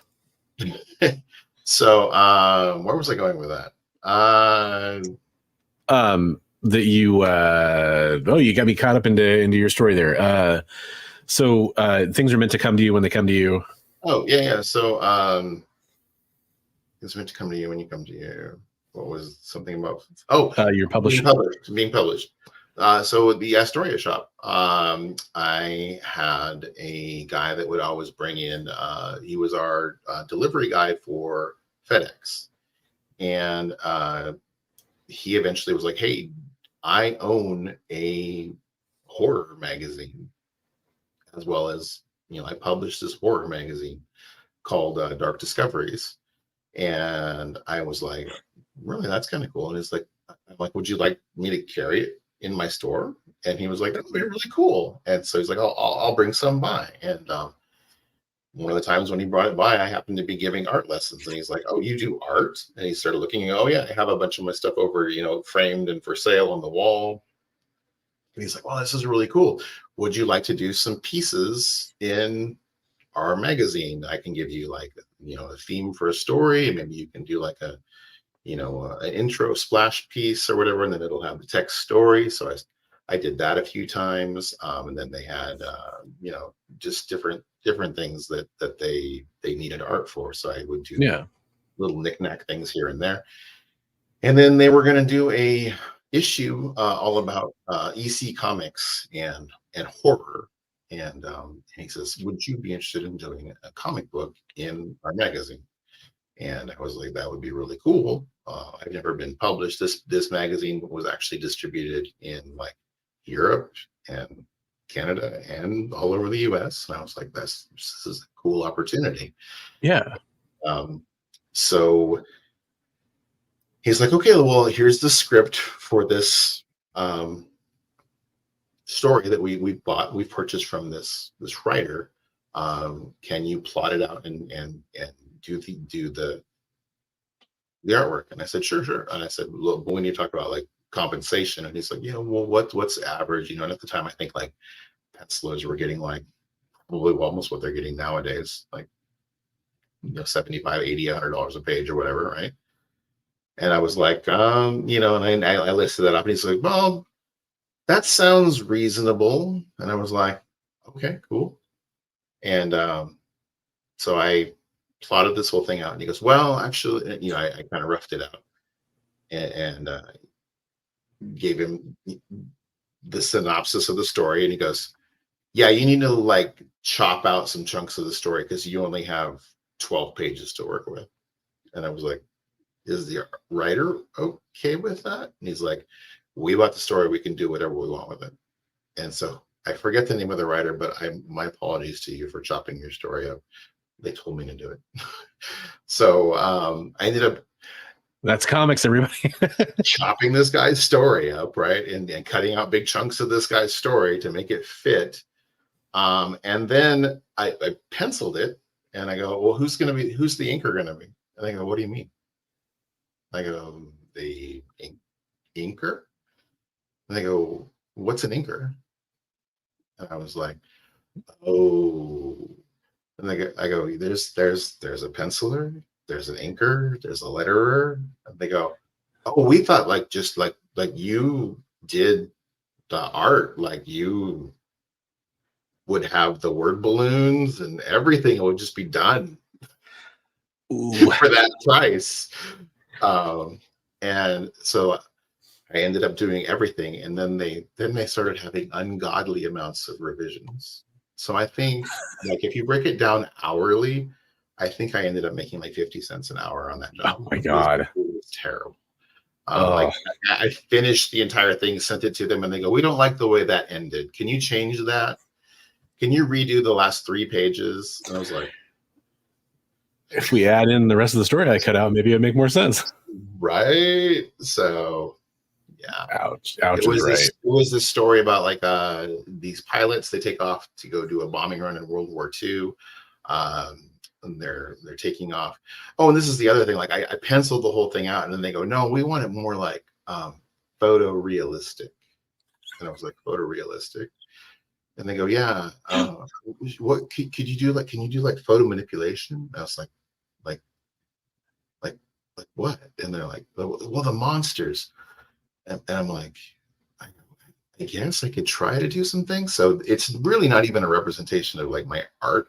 It's like digital manipulation of like, so like these gremlin things are actually like tree frogs that I made mutated these pictures. I would take a picture of a tree frog and then mutate it where it's like carrying a machine gun, and it's not great, but I love the idea that they wanted to do photo manipulation, and the thing that they decided to say is they wanted the monsters to be photo manipulated. Like, no, they wanted the whole photos of the monsters. The whole thing. They wanted it because they were like, "We want it to look like super hyper realistic on the inside of the B-17 bomber." And I'm like, "Oh, okay. Well, I've got to find like reference photos for the interiors of B-17." I mean, that's what I'm saying. Like, it's this thing. I ended up making like 50 cents an hour after doing all of this work. I have zero doubt that those editors or whatever of that magazine would totally be using AI today based on what you just told me. Right. So yeah, these guys, they take off.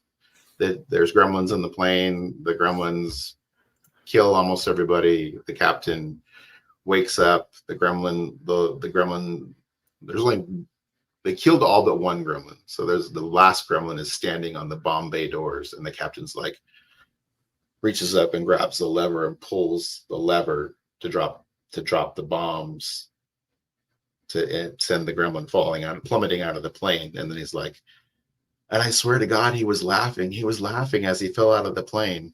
And then it's like, then it shows the captain and he's on trial. And it's like, and when was it that you realized that you bombed London? So like the gremlins had directed the plane from Germany back over to have you ever seen a movie called Shadow in the Clouds? No.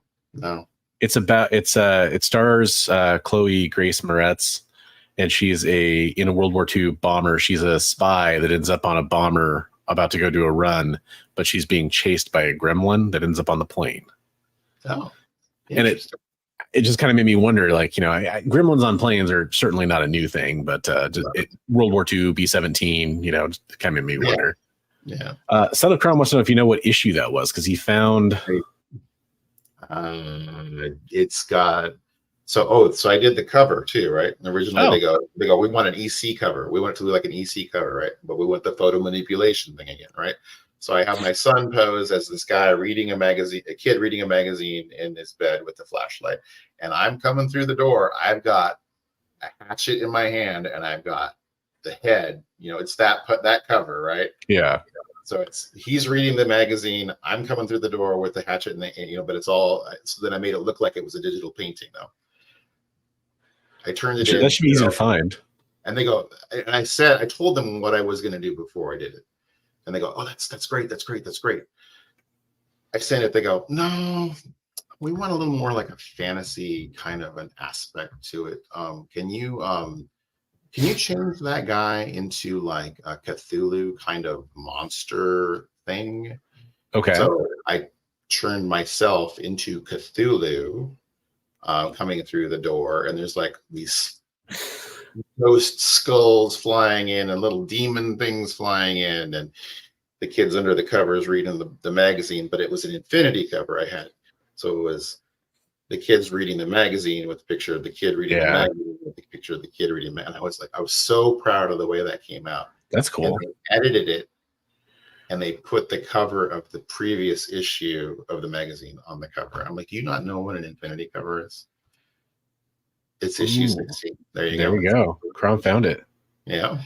Nice. Yeah, it sounds like they didn't know what they wanted or what artists do in a lot of ways. Right. Yeah, so that monster coming through the door prom is me. But could you make it look more realistic? No. Right. Ooh, you found it.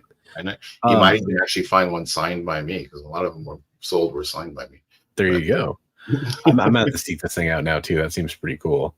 That's a great story. I appreciate you telling that. We are really up against it on time. So I'm going to make a very brutal and quick transition to show off some community artwork. Can I show 3 little things real quick? Yes. These are the comic books I did and sold at Portland Comic Con when I was in high school. So nice. This is the first one. It's a crazy. It's like an amalgamation of my buddy and all of our characters into one guy. And then this is the second one. Okay, that one, I think you sent me that one before. Yeah, and this is the third one. That's cool. Yeah, so there you go. Nice. Very fun stuff. I know we no way mean to cut you short here. It's just no, it's okay. I want to try to keep it to our time. No, I appreciate that story. I think there's going to be lots more snippets to come in future iterations of we'll call it the life of Brian. There you go. But going from your artwork, which is awesome, and I've always been a big fan of your artwork ever since we first started talking, let's go to some other community artists that submitted their artwork to us, which is also awesome, including this amazing artist. This is Roscoe from Geek Out with Roscoe. Fantastic artist who did a lot of stuff for Comics Curing Cancer. So definitely go check out his stuff here. You got Wolverine, Pound and a Truly.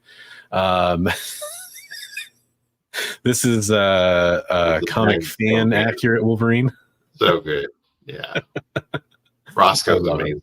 I love He's him. awesome. So. Yeah, Wolverine. There you go. Wolverine. I like it. Very good job from Roscoe there. This one, I'm ashamed to say I don't understand the reference immediately, and I'm probably going to get mocked for that. I don't know. Is that a character from Noctera? Probably. I have to confess, I've never actually read Noctera because I had some gaps in the issue because the people I was getting it from at the time didn't fill it in. So I didn't read the whole thing. Now I should probably go read a digital copy, probably. But I don't know if I know there's like a black top character. I wonder if that's maybe that black character. Or something. Yeah, no, I think there's monsters basically in Noctera that only exist in the darkness, right? And the world is plunged into kind of eternal darkness.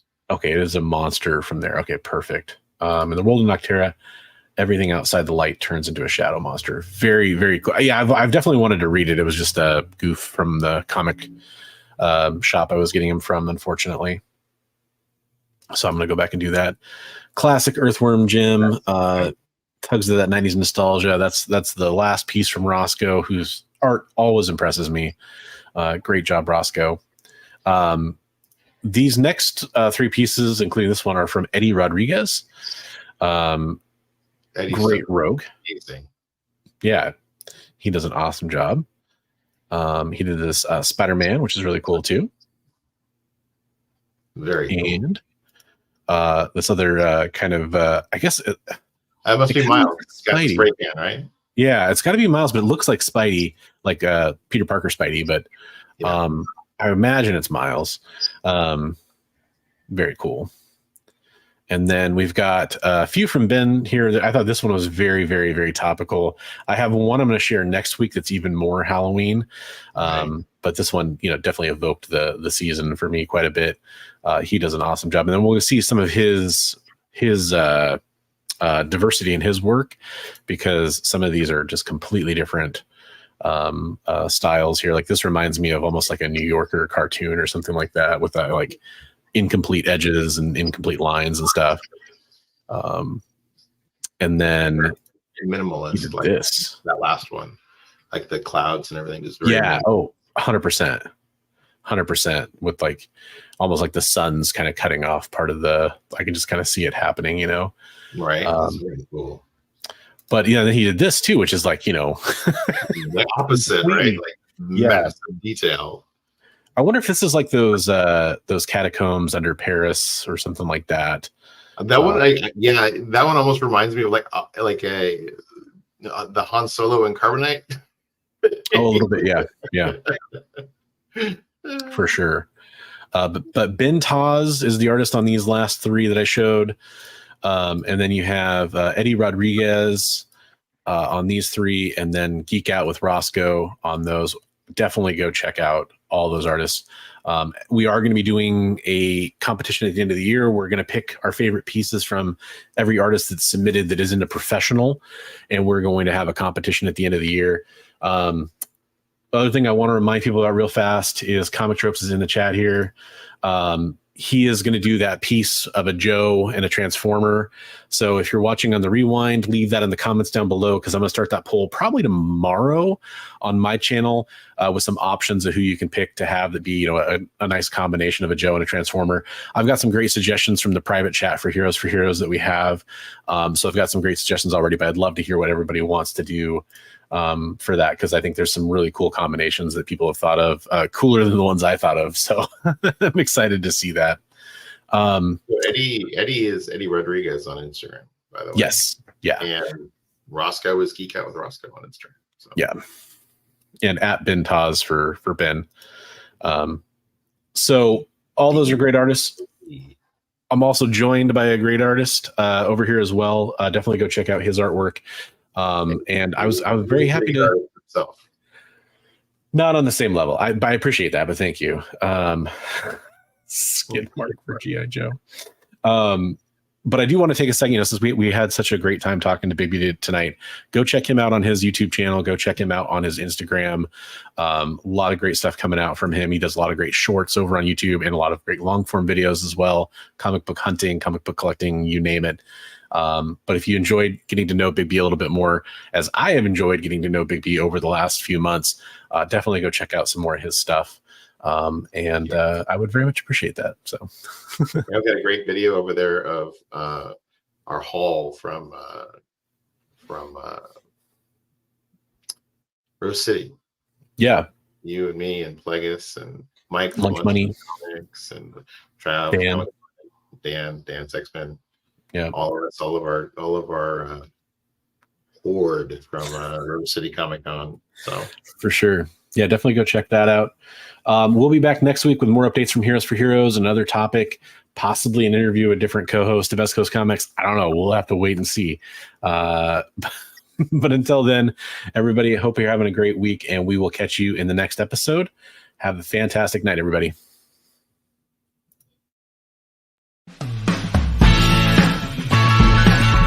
Join the party.